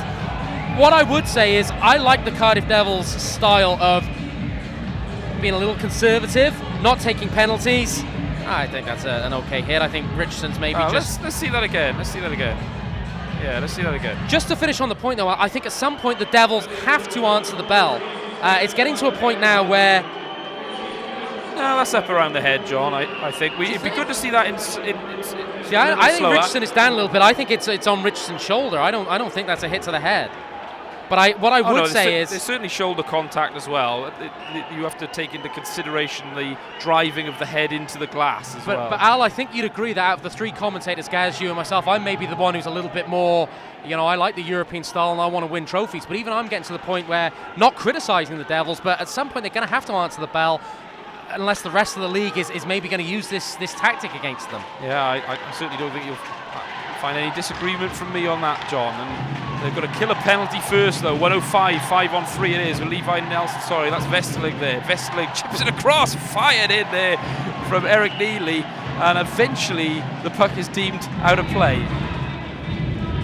Let's see this again and see if we can slow it down. Al, you're a younger man than me, so maybe your eyesight's a little better. Barely. I don't know whether Richardson is slightly down on his edges. Well, yeah, I can see there's a little bit of kind of forearm to the face, but I think he's looking to make contact with the shoulder. Yeah, at that speed, it's very difficult to. Anyway, let's get on with the play for a moment. 55 seconds left. There is on this Steelers 5-on-3. It's Mark Matheson stepping in. Blast there from O'Connor again, high and wide of bounds. 45 seconds left. Matheson to O'Connor again. Vestling steps in, and it was turned aside by Ben Bounds. 35 seconds now. Matheson goes to O'Connor again, but that time it didn't work, and the Devils can clear, hoist it out of the zone. Yeah, at that speed, it's very difficult to tell whether perhaps even Mark Richardson, just off the force of the hit, his head just ricocheted against the glass. So I certainly take your point on that. Impossible for us to give a full appraisal of what happened there, and which would certainly side with the referees then in terms of their call at full speed on the ice. Anyway, here it is for Ben O'Connor out front. Chance there, Matheson with the net gaping. Fanned on the puck. O'Connor again off the legs of Mark Lewis now. Again, O'Connor, they score! Just as Joey Haddad steps out of the box, Ben O'Connor rifles it home on the power play. It's 4-2 Devils now. But I think this is all about Neely as the setup guy, and I'm pretty sure he was the man on the first goal for War. Neely is just continuing to give out nice passes to his defensemen and to other forwards to allow them to get shots off quickly. So it's a rocket from O'Connor. The Devils were defending gallantly, but the Steelers are now only 2 goals behind. But whilst the release from O'Connor is great, I think in the second period break where we look back at those 2 power play goals for the Steelers, the role played by Neely and just how quickly he gets the pass off his stick, I really think this guy, and I said it before in the previous game, I think he's a shrewd mid-season pickup, and I'd like to see him stay in the league. 12th of the season for Ben O'Connor, his 5th on the power play. What a fine player he is on the back end, and he had that many chances. Eventually it was going to go in. Big bump comes in from Reddick on Levi Nelson. Crucially, Haddad was deemed to be out of the box at the time the goal went in, so we're back 5-on-5 here now. Aslin walks out front, gets it there, another try, it gets taken away from him. No call on the play, and away come the Sheffield Steelers. This one just keeps giving and giving this game, doesn't it? Robert Dowd into the zone now with Valdix, who gets a hold of the puck from him. But there was a desperation level there from the Steelers to not allow that shot on Day that wasn't there when Mustakov was in net. So that's what the net minding change has done for the Steelers. They're playing a little bit more for their netminder. They realised they let Mustakovs down, and now they're playing as a team. Here's Levi Nelson. It's still there for Andreas Valdix. Backhand play from him, but a good bit of work from Joey Martin. All the momentum with Sheffield, though. Fired on bounds, who just got the left pad to it. And just going back, I suppose, John, to the point you were making before, and I certainly don't disagree with it, that the Devils perhaps need a physical response.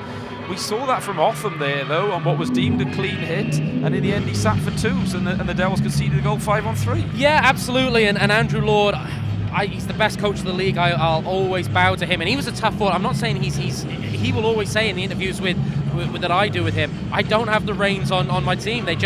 They're a team that gain power plays, and the power play is so good. But I think maybe you just have to do it once. And if the Devils do have a couple of dead rubbers towards the end of the year, perhaps against the Steelers on Sunday night, if results go their way, I would just set that precedent once. And again, I've got no problem with what the Steelers are doing. They're playing a hard-nosed game. That's great. It's effective as well. We saw that in the playoff final. I'd like to see the Devils respond once, just to know they do have that in their locker. Joey Haddad has a hold up for the Devils in the offensive. Crucial 3 minutes here, but it escaped the stick of Mark Lewis and meant the Devils were offside. A goal for either team would be absolutely massive here going into this 3rd period in terms of setting the tone for that period, you feel. Here's Joey Haddad under pressure from Ronberg, had to turn back and look for another option with Andrew Hotham now. Hotham with a good lead play. Farina couldn't quite handle it, but gets into the zone anyway. Round the boards he goes. Acres of space for Jake Morissette to work. Gets it back to Justin Farina up against Matheson. 2:30 left on the period. Matheson couldn't win the puck for the Steelers, and Crowder got it back to Reddick.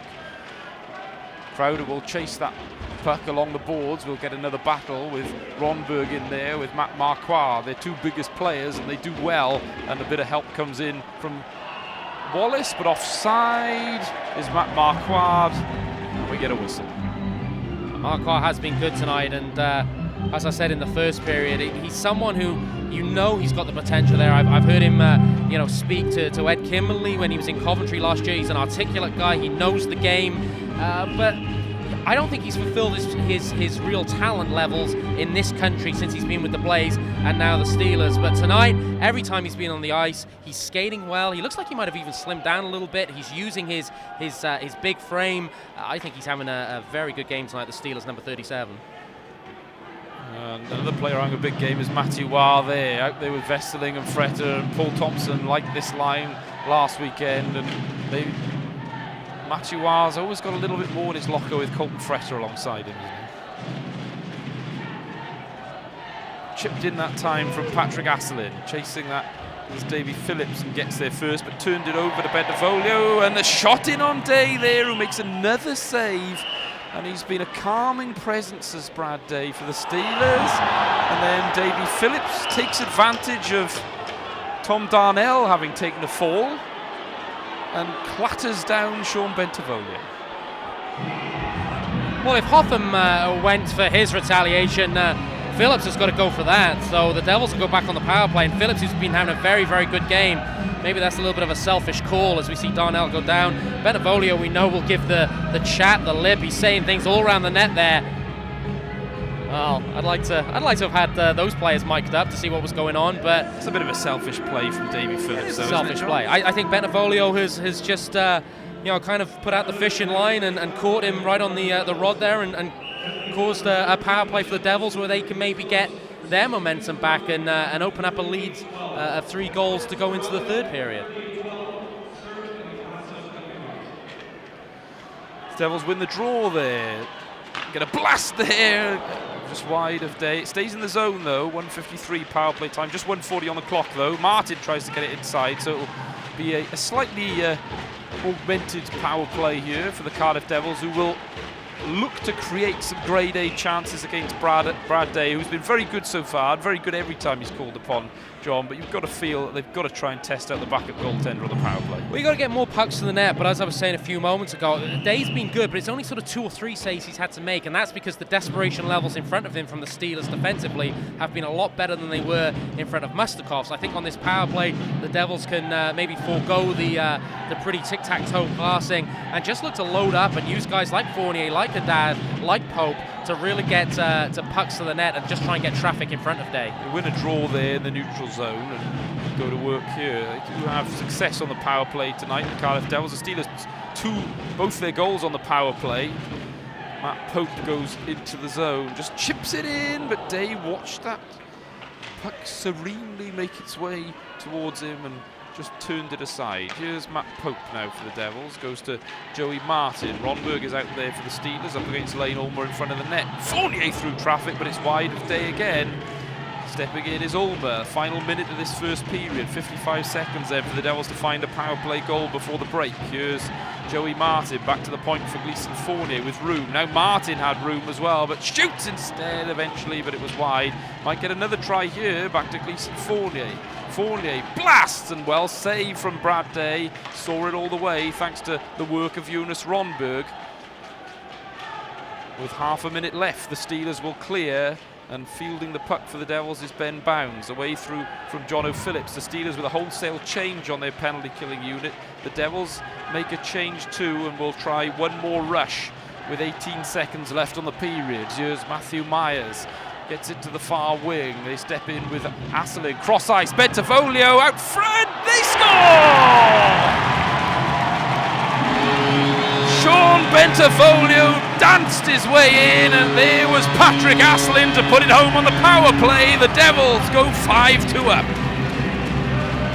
Well, Sean Bentivoglio's got the same aversion to shooting that I do to seeing Cardiff City lose.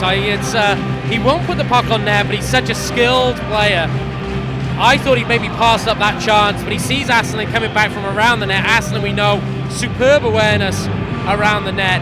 He knows what Bentivoglio's going to do. He puts the puck to a dangerous area on the back door, and Asselin puts it in. So Sean Bentivoglio, if you were more greedy, you could score 50 goals a year, but boy, what a talented hockey player you are. 9th of the season for Asselin.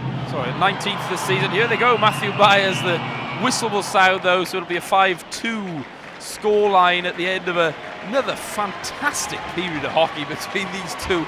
And the applause goes around the building, and it sort of feels to me as though it's a little bit perhaps begrudgingly from those in red for the Sheffield Steelers as well. I don't know. They both played their part there. That was superb. Let's just tidy that up. Asselin's 19th this season, his 7th on the power play. Sean Bentivoglio gets his 11th power play assist on that goal. It was Asselin who made the initial pass to him as well, so he was heavily involved in creating the goal, Asselin, as well.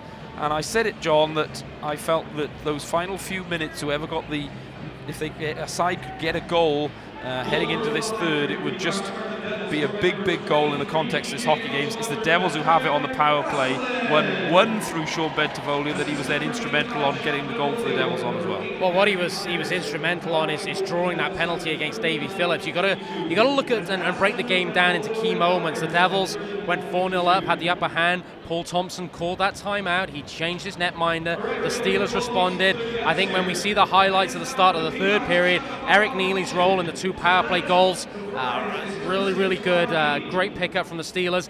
But then Davy Phillips, who's been having a good game, a good season, and absolutely in the GB squad again. He's an unsung hero. But Bentavolio just draws him into that penalty. And unfortunately, you can't call it any other way. It is a selfish penalty to take at that stage of the game when the Steelers have just brought themselves back into it. And Bentavolio not only does that, he then dangles his way through. And as I say, he never wants to put the puck on net. Obviously, he's sponsored for the number of goals he doesn't score, but what a heads-up hockey player. I mean that with the greatest affection to Sean Bentavolio. He's one of my favourites in the British game to watch. He's always looking where his teammates are. Can he make another pass? This time he could. It was to Asselin, and we've got a 5-2 game. The Devils have wrestled back control, and they're one period away, Al, from having a one-game shootout somewhere along the line to reclaim their league title.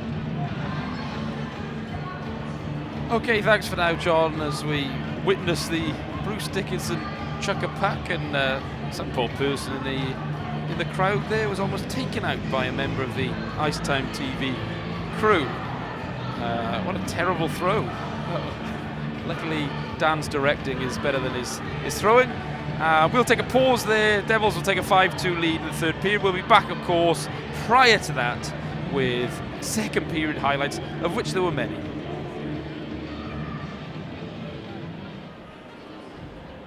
Alan Lloyd alongside John Donovan here for getting ready for some third period action.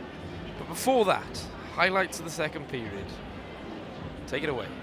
Boy, what a lot of highlights we had. This really has been a very good game tonight, a classic Devils-Steelers matchup. There we see that Mustakovs isn't getting the protection from his team in front of him. He makes the first save off Haddad. Haddad wants the puck more when Fournier's shot is blocked. Mustakovs makes a save. There's no coverage. Martin scores, and there'll be another goal on Mustakovs. But really, I think when he's pulled, I don't think he's pulled because of his performance. I think he's pulled to send a message to his teammates that he wasn't given the protection that later on in the period Brad Day was. But Joey Martin, if you give him a chance from that range, that red light's going to go on. And then more work here. Haddad on the back end just lets that laser go, and that's all it was. Here's Fournier leading the charge though, and getting another shot in on Mustakovs. Yeah, that was power play time again for the Devils, and the Steelers were seeing it off, and then we see Kirk gaining the zone and putting a shot on net. But you look at that again, that play in their own zone for the Steelers, that's weak play. What a finish by Hotham. He's really in mid-air. His legs have been taken away from him, but he still manages to know that Mustakovs is opening up the 5-hole and to dink it through. I think that's a beautiful goal. Very reminiscent, if any old-time Devils fans are watching, of Doug McEwen in the 1990 playoff final, the 5th goal, if you want to watch it back. But that is a thing of beauty. But for Mustakovs, yeah, okay, maybe that's not great play from him on that. He opens up the 5-hole a little easily, but the coverage the Steelers had, they had really 3 or 4 players against one there, and yet Hotham gets to that puck first. Our very own Encyclopedia Britannica there going to work on commentary. And there we get the Matiwar goal, and he leads Steelers, John, in goals, way out in power play goals as well, and he's got an absolute laser from there.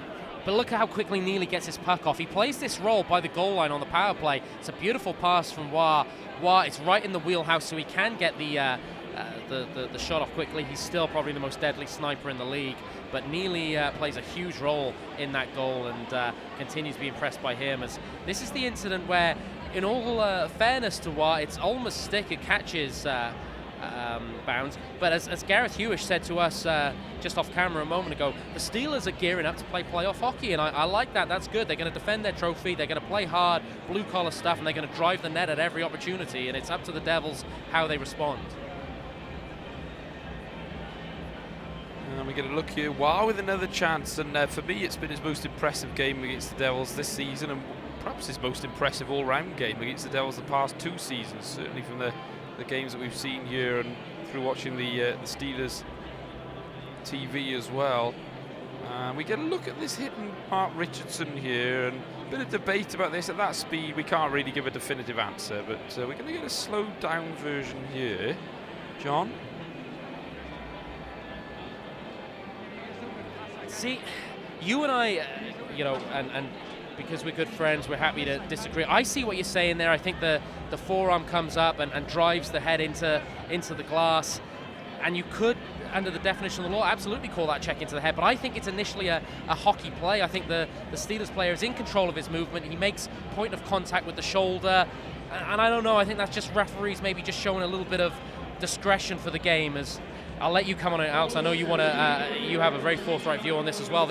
I just want to point out again that Neely is really the man who just continues to make nice feeds on the power play, which allowed O'Connor to load up there. Yeah, beautiful look at that goal from a number of angles there. And eventually Mark Richardson just couldn't block one. He'd already blocked 2 or 3, hadn't he, on that one. Yeah, I'm actually not you can't tell from even the great slowed down work the guys have done there whether there is contact made with the head for me, or whether it is just to the shoulder and then the head ricochets into the glass. In that instance, of course, it isn't a penalty, and then we get a look at, and I would love to know what Sean Bentivolio has said to Davy Phillips to instigate that kind of reaction there. But what a crucial power play for the Devils, who then went on to score from Aslin, from Bentivolio. We're going to look at that power play now. We'll come back to that point perhaps when the play finishes here. That was Aslin to Bentivolio, back to Aslin, goal. Yeah, it's a beautiful tic-tac-toe play. I thought that the Bentivolio had the shooting angle, then I realized it was the brilliant number 85 on the ice, and he was going to look to pass off. Aslin comes back in on the back door, and that's another beautiful goal. But you got to say, Davy Phillips has been really good tonight. He was really good on Sunday. He's had an impressive season for the Steelers. But, you know, Sean Bentivolio might be doing his best Reggie Dunlop impression there, but you can't take that selfish play at that time of the game, and that's just, unfortunately for Davy Phillips. I'm sure Paul Thompson would have had words with him after that. For an experienced pro, from a guy who's playing really good hockey at the moment, you got to say that is a dumb play by Davy Phillips. Brad Day looks to be starting for the Steelers here. We wonder whether Mustakovs may come back in, but Day was good in that period there. Well, yeah, just to go back to that here, I don't think, even despite the great work that the guys had done there, you could see definitively whether there was any contact whatsoever made with the head, in which case, if the head just ricochets as a result of the hit against the glass, it's absolutely no penalty. And you have to say the right call on the ice in terms of the referee seeing it in real time. We can't even tell with the slow-mo down version. The other point is, if there is contact made with the head, even if it's not the primary point of contact, but it is then driven into the glass after the primary point of contact, even if it was the shoulder, then that should be assessed retrospectively as a check into the head penalty. At least that's my understanding of the rules. But for me, the right call on the ice. Anyway, we're underway here with Joey Haddad going for the Devils. Joey Martin just got tripped a little bit there, but no call on the play. But here's Bryce Reddick shooting on Day, who just looks so calm, doesn't he? He's the most chill guy in the building. And we'll get a face-off in the Steelers zone this time, as that one's just backhanded out by Ronberg. Yeah, nothing phases him. It was, in fact, 2 years ago. I thought it was last year, but it was 2 years ago that Day came in relief. Because I remember there was a great Lee Salters fight that night against Fitzgerald. But yeah, Brad Day came in relief that night and won a 3-2 game for the Steelers, and he looks so calm and composed. And just 2 years on, well, he's got more maturity again, and this situation is not phasing him. He's a talented netminder. He's a poised netminder. Here's Matt Pope working his way in. It got taken away from him by Ronberg. Marquardt goes there to help out with the Devils. Well, they don't keep it in the zone, but they are winning more draws in the offensive zone, certainly than they did against the Belfast Giants. That was a really key factor in that game, that Challenge Cup final game. But they've had more success here, and as a result, found their way to a 5-2 lead. Here's Joey Martin in with Joey Haddad, just sent it in for him. Long shift, really. We're on 55 seconds now, and this line is still out in the ice for the Devils. Now Colton Fretter will go over the blue line. We're going to split the D. Hotham and Reddick out there. He gets in, but just away from goal. Now they go through Matheson. Backhand try. Another chance for Phillips stepping on there. Bounds made a good save. Bryce Reddick has lost his stick at the moment and will just try and kick that one perhaps around, but he can't get there. But then it's a bad giveaway, really, and away come the Cardiff Devils with Martin, who will eventually break to the bench. Whipped in on goal by Haddad, and Day made a good save. And it goes through Colton Fretter this time, around the goal of Ben Bounds. Richardson will go up against Fretter and tangle with a loose stick. Bentivolio out to Aslin. Phillips got there first, and they'll start up through Ben O'Connor. He gave it away to Aslin, and Bentivoglio might find some room here, but they collapsed well on him, and now they'll go through Levi Nelson. Nelson into the zone, got a bit of support there too. Good shot on bounds from a bad angle in the end, and he made an easy save that time on Andreas Valdix. Maybe you just become a little complacent with him and you take him for granted, but I got to talk up Andrew Hotham. The minutes he's logged tonight, I think most people who listen to IceTime.TV probably know the inside joke that he doesn't care too much about my hockey opinion, but that guy, he is the elite defenseman in the league, and the minutes he's logged tonight, he's still on the ice now, offensively, defensively, taking the body, he's physical, his stick detail is very good. You know, when the big games happen, more often than not, he's the guy who really carries the Devils. Keep trying, John. Eventually he'll... No, he won't.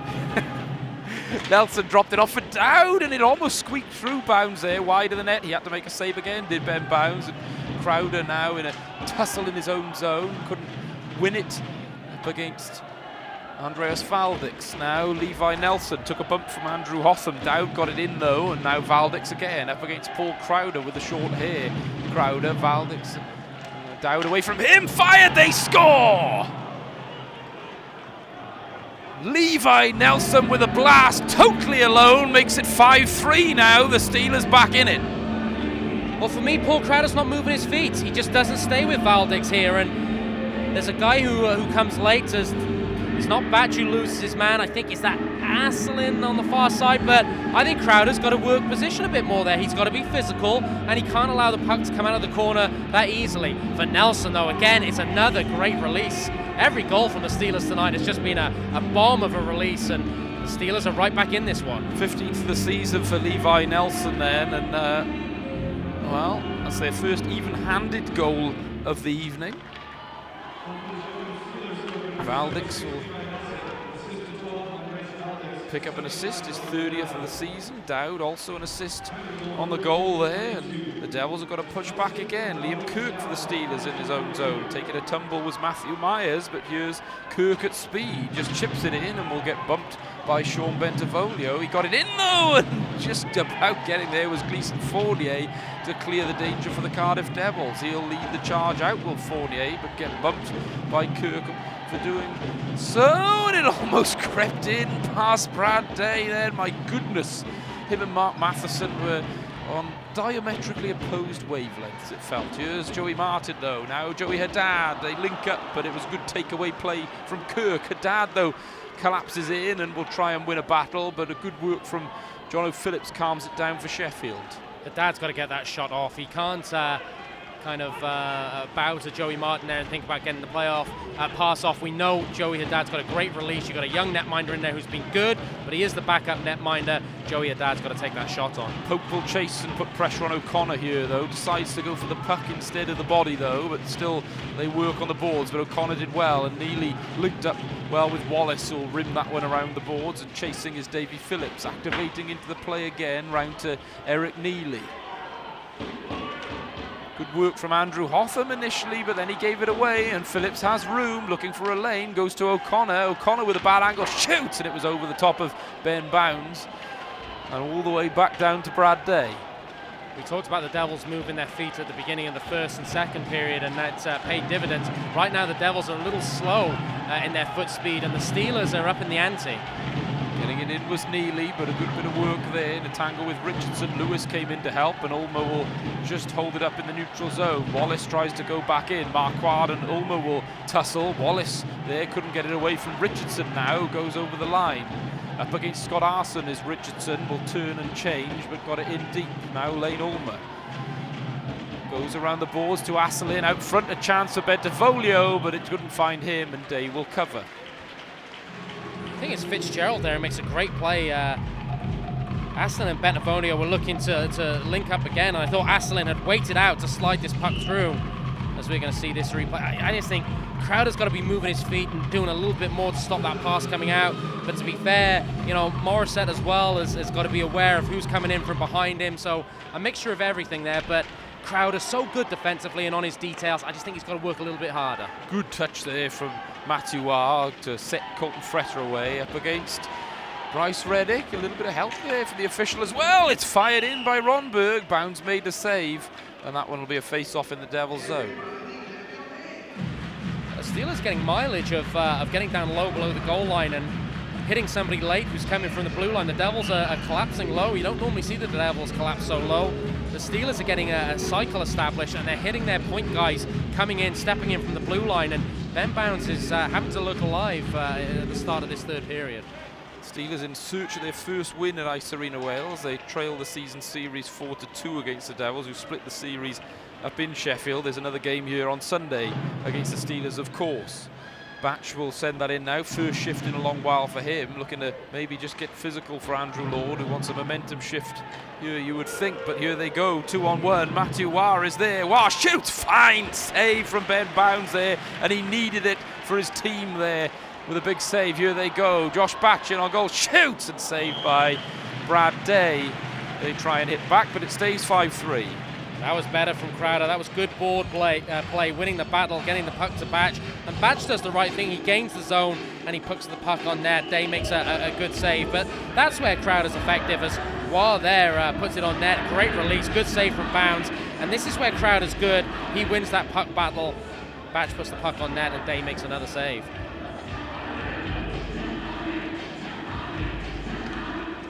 Draw won by Matthew Myers up against Dowd. Sent in on Day, but it was wide. And then, well, Dowd bundles over Myers, and he's going to take a penalty for it. And, well, I think John and I are shrugging our shoulders. It's an interference call. For me, anywhere else on the ice it is, but in front of the net, you just let that thing go. Yeah, I've got no problem with that play again. And I think we've seen a lot of it from both teams. Maybe we're going to be proved wrong on the replay. Yeah, the puck's out of the vicinity.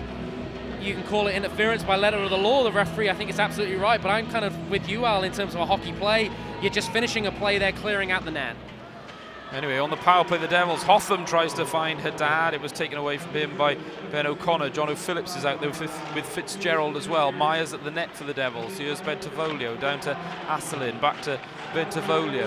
Now Andrew Hotham walking the line, looking for a lane, gets it into Haddad. No room for him though, so he goes to Asselin. Tries to go out front, but keeps a hold of it. Davy Phillips was there.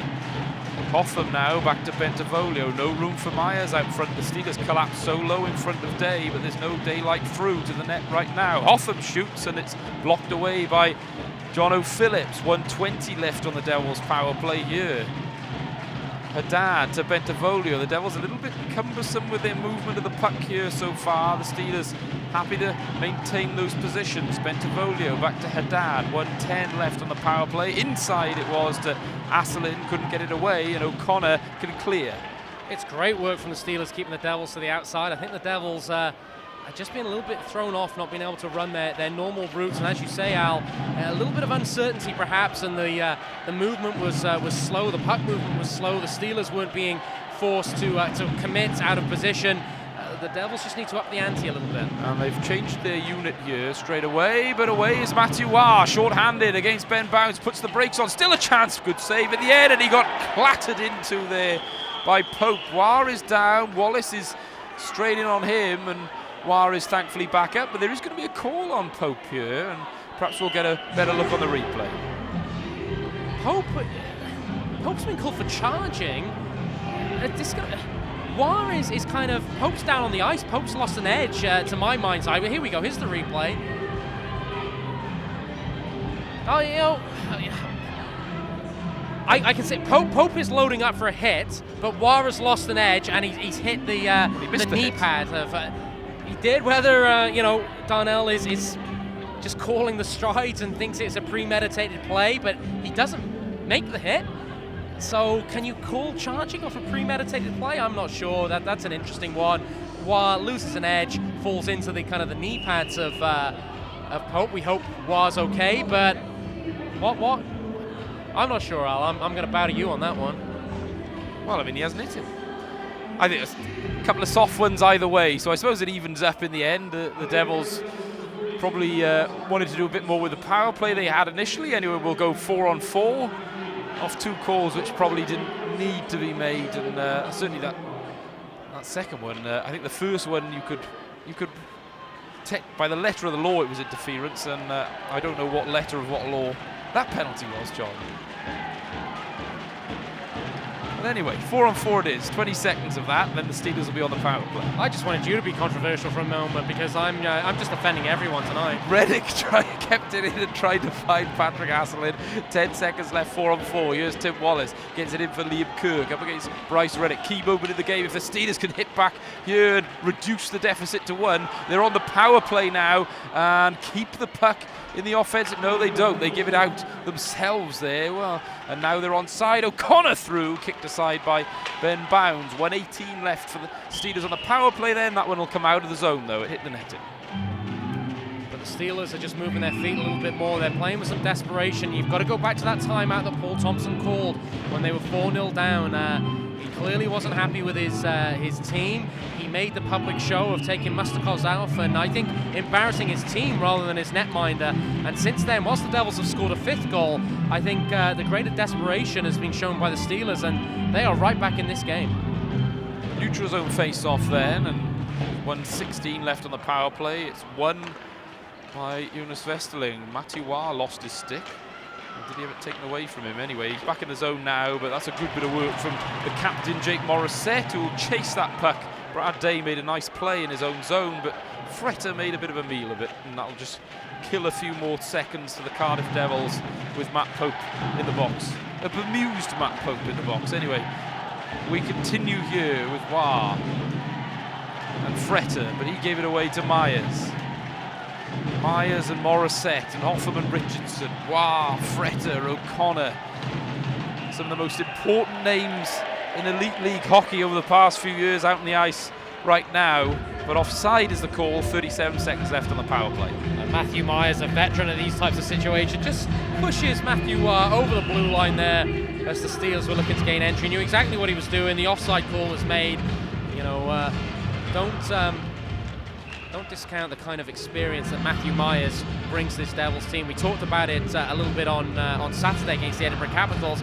Yeah, maybe his minutes are reducing as he ticks into mid-30s, but the experience and game know-how he brings, valuable to Andrew Lord's men. Steelers win the draw after Paul Crowder was sent out and will get into the zone with 27 seconds left to work with. The board battle ensues. And it's there now for Robert Dowd. Goes D to D there. Might be a chance. Blast one-timer. Tipped Marquard's stick out front. And luckily for him, didn't hit the target because it was there for him on the back door of Ben Bounds. Dowd again, still out front. The Devils clear, and with Pope on the ice, are back at full strength. Andreas Valdix now into the zone with Matt Marquard chasing. Marquard around the boards, over to Mark Matheson. Matheson goes back, but Richardson cuts it out. Under pressure, though, from Andreas Valdix. Did well, did Richardson. Help from Martin, but cutting it off was Levi Nelson. Nelson rides a bump and keeps going. Nelson now just boxed out of it in the end, and a good takeaway play, and here's Joey Haddad, the Devils 3-on-1. Here they go with Hotham and Pope at the back door. Haddad to Hotham, fires, good save from Brad Day, and then crushed behind the play against the boards by Ronberg. Who is that? Is it Andrew Hotham down there? And he's struggling, and again, we don't see any kind of reaction whatsoever from the team in red. 9:54 left, as you see on your screens. 2-goal game. Well, for me, first of all, on the chance, I think Pope almost closes the angle and brings a body towards Day, and Hotham can't get a clean shot away. Day makes a strong save. I don't know whether we're going to chance to see a replay of that, but if Andrew Hotham has now been hit... John, it's Zach Fitzgerald, is it? My apologies, I thought it was Ronberg initially. Look how Pope kind of narrows this a little bit and just makes it all the more congested, and Fitzgerald just follows up on that play. Hotham loses an edge. You might say that's a hockey play, and I've kind of been defending the Steelers a lot tonight, but when you see Ben Bounds hit and now you see Andrew Hotham hit, someone has got to respond for the Cardiff Devils, because these are the elite players that are probably going to win you the league and are going to carry you to a playoff trophy if you get there, and going to win it for you if they're fit. And if the Steelers quite rightly are targeting them, again, no problem with what the Steelers are doing, someone has got to respond for the Cardiff Devils. Yeah, so just to clarify, it's Zach Fitzgerald who's going to sit in the box. We'll wait what comes on the board. There's nothing on the board yet, so the Devils will get a power play. Just 2 minutes on the board. We'll see if there's any major penalty added to that. There doesn't appear to be the case because Fitzgerald is in there all alone at the moment. We'll get that call to you momentarily. 2 minutes of boarding. It is there. Pope walks in, shoots! Oh, and it was there for Joey Martin on the back doors. Rodberg, it was that time, crushed Morissette against the glass. And out go the Sheffield Steelers. A little bit of needle in this one now. Joey Martin, 3-on-2 of the Devils. Fournier shoots and scores!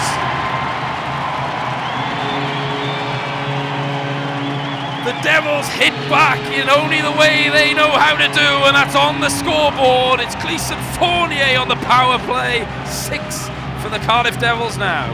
The Devils up the ante again. Their pace was quicker. Lovely pass by Martin, but look how Fournier kind of just opens up his body.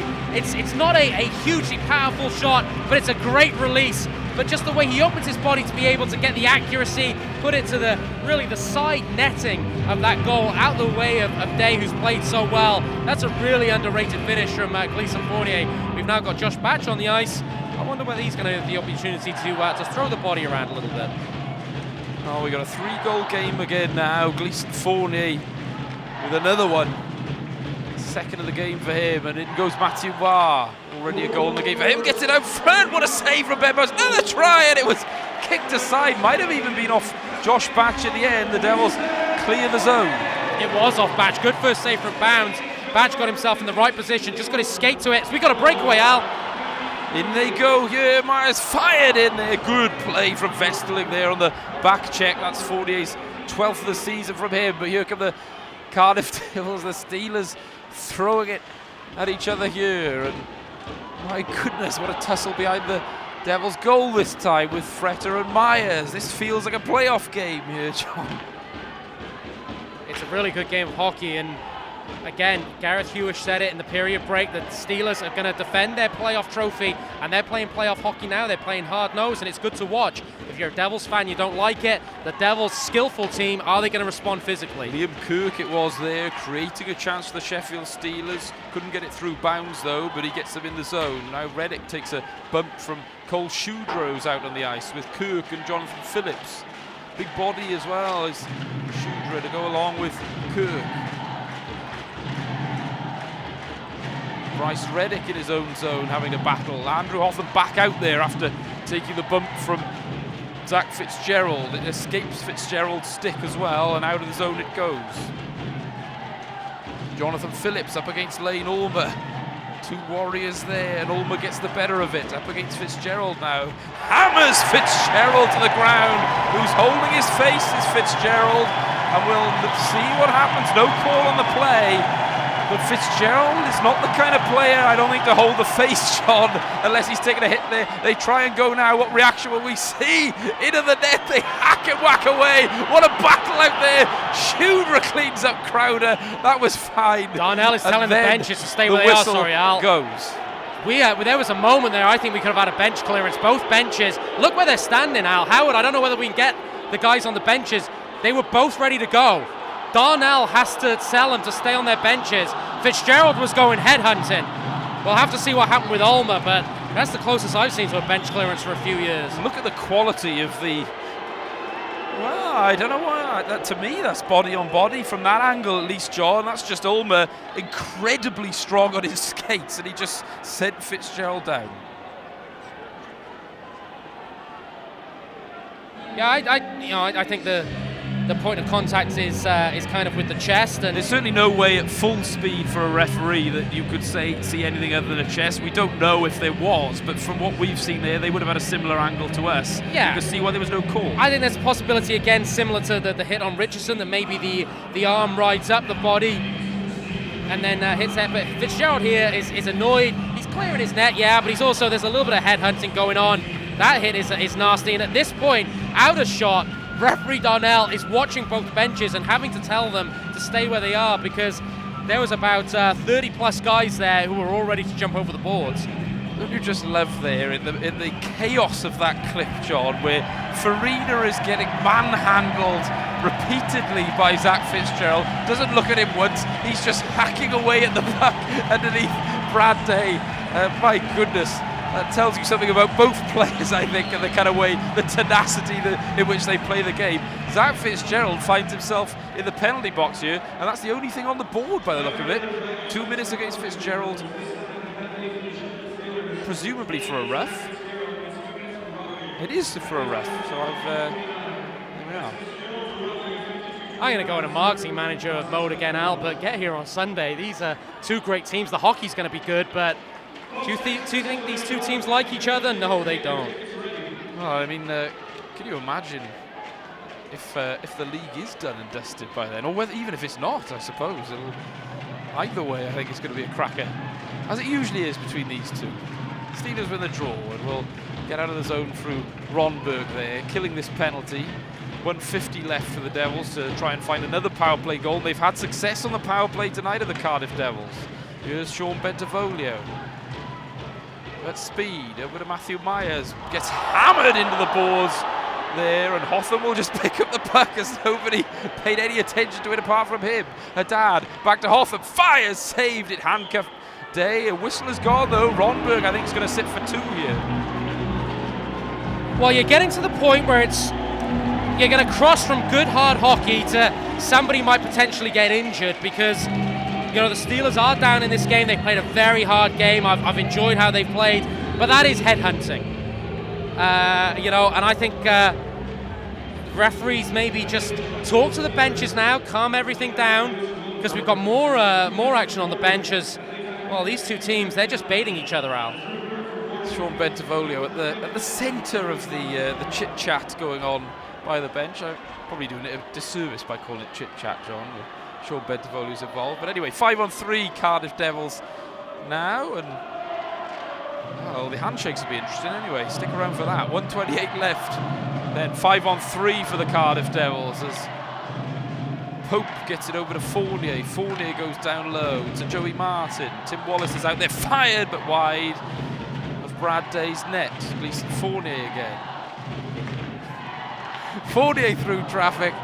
Apologies for the chuckle there. Paul Thompson has not stopped talking to Tom Darnell, who's over by the Steelers bench so far during this power play. It's fired by Pope, well blocked by Davy Phillips, who's got to be hurt enough coming into this one. Out front, big save from Day. What a save that was, post to post, denying the league's best player a goal. Superb by that young man in the Sheffield net, who's been good since he's come in. We know how quickly Joey Martin gets his shots off. Superb lateral movement from Day going post to post. Couple of changes into both units here. Hotham will step on. 35 left then on the 5-on-3. Bentivoglio back to Andrew Hotham, looks for a lane. Hotham to Bentivoglio. Not a lot of movement so far. Now it's down low for Asselin. Bentivoglio chips it in. Another try on the back door, but it escapes Asselin's stick. 18 seconds left. 5-on-3. A bad pass from Hotham though. Should just about do it as far as the Steelers are concerned, as Zach Fitzgerald gets ready to step back onto the ice. Here's Patrick Asselin for the Cardiff Devils. 5 seconds left. Out front it goes for Mark Richardson now. Richardson looks for a seam. Instead goes to Hotham. Backdoor chance. Bentivoglio still there. It just got caught up in the stick of Hotham, who shoots anyway. Saved by Day. And the Steelers can clear with Fitzgerald on the ice. 18 seconds left of power play time. Yeah, Brad Day there, just looking a little bit slow to get to his feet. We'll keep an eye on things there. He's still down on one knee, is Brad Day, so we'll keep a watchful eye on things there. Here is Mark Matheson. Steelers back to full strength. O'Connor shoots. It was kicked away that time by Mark Richardson. Wallace was in a battle with Fournier. That got over the stick of Nelson. Back it goes now to Mark Matheson. Harried by Crowder. There for Davy Phillips, looking to inject something into this thing. Day's back on his feet now. Mark Lewis up against Vesterling, got it out of the zone. Relative calm has descended on Ice Arena Wales. Yeah, I just want to give a shout out to Mark Lewis, who's I think played sensibly tonight. What a game to be thrown back in on. He wasn't in warm-up, So I don't know whether he knew he was taking the ice until very, very late on, and he's just played a solid physical game. Josh Batch with a good bump there on Bois. Back on the ice now is Ronberg after serving that penalty. Gets his first shift since then. Let's see how he plays. Gets it round to Colton Fretter. 4 minutes left on the game. Are we done as far as little incidents and skirmishes are concerned? It's icing on the play against the Cardiff Devils. Back it'll come into their zone. Things just seems to have calmed down, and you know, Andrew Lord will say, and again, he's a hard-nosed player. He played in a particular way, but there's going to be comments again, and I've made them tonight. Do the Devils need to be more physical? Well, the Devils are really making it tell on the scoreboard, and you know, that's the greatest thing to do. That's what this club should be built on now, winning trophies. But I just wonder once whether the Devils at some point are going to be called to set down a marker that they can, you know, play that rough, tough style if they need to, just to show that teams can't go to that as their supposed Achilles heel. Yeah, missing Tyson Strachan, of course, tonight as well. Is certainly an important player in terms of that side of the game. Marquardt has it for the Sheffield Steelers, over to Eric Neely. Neely just turns away from Joey Martin, help from Fitzgerald to separate him, and now Neely will go with Wallace there, just flashes it across Ben Bounds. Mark Matheson will pick it up outside the zone.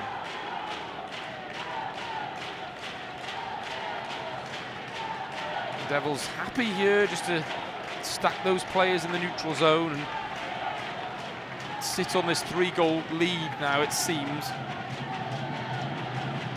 Marquardt, though, for the Sheffield Steelers, just in a tangle there with Andrew Hotham. And out of the zone it comes. Neely will go D to D to Ronberg. Wallace gets it back to him.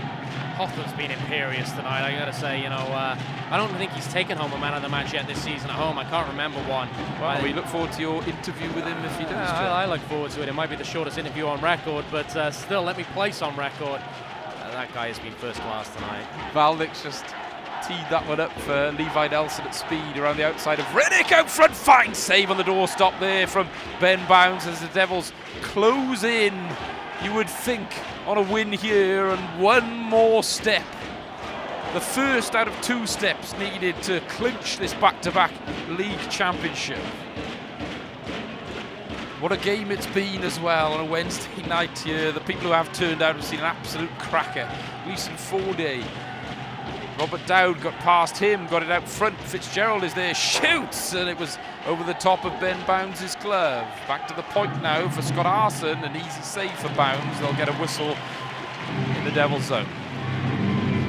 Well, the Steelers are bringing it, but as you say, Al, the Devils stacking men across the blue line and then protecting Ben Bounds, not allowing a lot to the inside, and Ben Bounds on his return has been very good.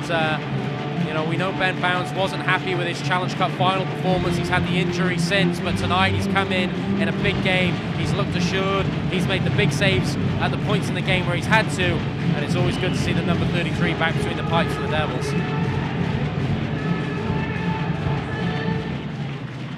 Liam Kirk there tries to get onto that puck, but it was Gleeson Fournier with good work to get it away from him, but Myers gave it up to Cole Shudra. Back in it goes for John O'Phillips. Big bump on him from Fournier. Myers there now gets it around the boards to Justin Farina. Cole Shudra again puts body pressure on the Devils defenseman. Mark Lewis is there too. Out it goes through Myers, and at speed here goes Farina, but couldn't get there. Good work from John O'Phillips. Up against the boards they go, and just chipped in by Kirk. Couldn't get it far enough though, and now Justin Farina sets away Matthew Myers. Up against Ben O'Connor though, the Devils will make changes.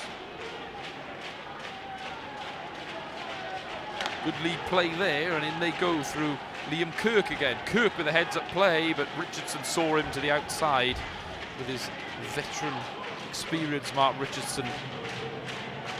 Just over a minute to go, and Crowder now will not get that hard enough out of the zone. Kept in by Colton Fretter.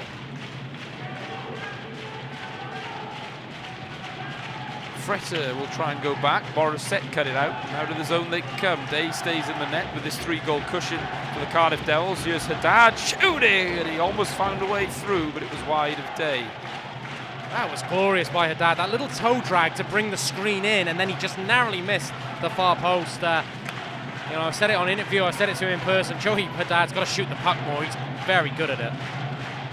Here he is again now, Joey Haddad up against Matheson. Took a bump from Vestling and gave it up and will make a change. Colton Fretter can't handle it. Now it's there for Justin Farina, but we're going to get a whistle on a play. And the Ice Arena Wales crowd is standing. There's 19 seconds left. Any victory against the Sheffield Steelers is big if you're a Cardiff Devils fan. It's been a good game tonight, Al. A very, very good elite league game. Both teams playing hard-nosed, both teams bringing the intensity. But the Devils in 19 seconds will be one win away from reclaiming their elite league title, their 6th league title in club history. And when it is done, and I think it is a question of when rather than if, but that's just me, what a party it's going to be. So the final seconds tick down on another Devils-Steelers epic encounter here, and that'll just about be it. A 6-3 win for the Cardiff Devils, and then we get a tussle on the far side of the ice as Batch is looking for some retribution for things that have gone on during the game. The linesmen are not interested, but Batch is getting the left hand go. My goodness, on Jonas Ronberg, who ran around a lot in this one, but I think that one's going to pitter out as the Cardiff Devils maintain that perfect record at home against the Sheffield Steelers, extend their series lead and take one step, their first step of 2 needed, on their way to back-to-back Elite League championships. Kudos to Josh Batch there, and Howard, I don't know at some point whether you might just move away from that incident to Andrew Lord. Look how calm and composed Andrew Lord just is about the whole thing. Paul Thompson, apoplectic. Andrew Lord, the title-winning coach, he's just happy for everything to calm down, and the cries of "We are top of the league" go out around Ice Arena Wales. Great response there from Josh Batch, but what a great game of hockey between these two teams, and look forward a lot to Sunday night.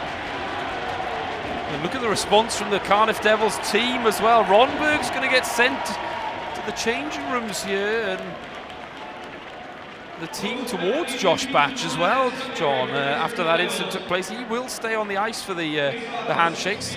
I don't know what kind of penalties we're going to see from that, whether there'll be any suspensions or anything for instigating a fight, or whether it was deemed that it never really got going with the linesman there. Either way, here are the goals for the third period. Well, Ronberg just gives Morissette a little bit of a clip there off the play on that picture. So whether, those are the goals we're looking at. Sorry guys, I thought we were getting a replay of that last incident with Ronberg and Batch on the ice, but that's a beautiful layoff again, this time by Valdex. I think Crowder needs to do a little bit more in terms of defensive duty. The Steelers at that point were activating players coming in from the blue line, coming late, and the Steelers scored 3 goals tonight from just really first-class shot releases that really gave Bounds no chance whatsoever. And just looking at the handshakes here as we wind down these highlights. That's the Fournier goal, the second of the night here. I don't know about you, John, but it felt like there was a lot of respect between both teams there during those handshakes. A lot of pats on the chest, longer handshakes, and for me, I don't see how either of these teams can't respect each other. They've just been part of some wonderful clashes over the last few seasons. Yes, there are things that go on the ice, but you expect to see that kind of thing in these kind of games. Man of the match award to Eric Neely there, who's being presented with that now. But it just felt like there was a really high level of respect between the two teams. And both teams, both franchises should have grudging respect for each other. For me, these are the two dominant teams in British ice hockey since the modern age, the Heineken League era that have come through. The Steelers stand top of the mountain with 10 league titles in their history. The Cardiff Devils should be just about to crown a 6th. The Devils, we know, are going to look to chase the Steelers down, but these are the two teams that have really set the bar. The Devils took the game into the professional era in the 1980s, set the standard under John Lawless. The Steelers then came with their big arena. Alex Dampier, first of all, along with people like David Sims and Ronnie Wood and Clyde Toole and people like that, really established that franchise, and they were the marker. and now the Devils are coming back at them, and it looks like the Devils are going to do back-to-back league titles. That's something that the Sheffield Steelers always did. The Devils are about to do it, and there should be respect. These are the two best franchises in the league, in my opinion, and Al, you said it to me off camera. I'd love a repeat playoff final of what we had last year, maybe with a different result with my Devils hat on, but the more times I can see these two teams play against each other, the better as far as I'm concerned. Yeah, we've got another one to come as well. Teed up beautifully, John, on Sunday. Whether the Devils need to win that one to be crowned champions or not, I can imagine it's going to be a pretty good game, as you can clearly see this Steelers team working their way into that playoff mindset that you were talking about, John. And for the Cardiff Devils, it's been, to be honest, these two teams can't play each other without a level of intensity anyway. You could see that perhaps between some other teams, regardless of the state of the game. It's Gleeson Fournier who picks up the Player of the Match award for the Cardiff Devils. A couple of goals on the night and really instrumental in their success, but along with some of their other key players. Andrew Hoffman, superb. Joey Martin, Farina led the charge in the first period as well. I thought Myers had a very strong game. Those core leadership players, Haddad as well, really stood up, John. I completely agree, and don't forget the Devils went with 5 defensemen tonight. Andrew Hoffman just ate up so many minutes of ice time. Tyson Strachan plays a lot of minutes, so to accommodate for the fact that he was out of the team, Hoffman had to step up and play what I would think is well over 30 minutes, but Reddick, Fournier just got man of the match award. Lewis on his return was outstanding, and Mark Richardson, well, he's just Mr. Consistent. He just continues to excel every game he plays in. Ben Bounds came back tonight and was very, very strong returning from injury. And the big guns got it done. Joey Martin scored some goals. Joey Haddad looks like he's really over that injury now and is shooting the puck more. Great to see him on the power play. Great to be a Cardiff Devils fan at the moment. They are on the brink of becoming back-to-back Elite League champions. So we'll leave you with the Ben Bounds wave, a welcome sight, no doubt, for the Devils fan base to see him back in the lineup after taking a knock in that Challenge Cup final and leading his team, as he so often does, with a stellar performance tonight to win it 6-3 for the Cardiff Devils here, who got their power play going against the Sheffield Steelers. They haven't done it often this season, and they just got things ticking tonight in the game. Really, you felt they needed a win just to try and get things done as soon as they can in terms of this league title charge. We've seen another classic between the Cardiff Devils and the Sheffield Steelers, and we thank you for joining us for it too. We'll be back to see it again Sunday night, 6 p.m. face-off, Cardiff Devils against Sheffield Steelers here at Ice Arena Wales. From myself, Aled Lloyd, John Donovan on commentary, and the rest of the team here, thanks for joining us. Nostar.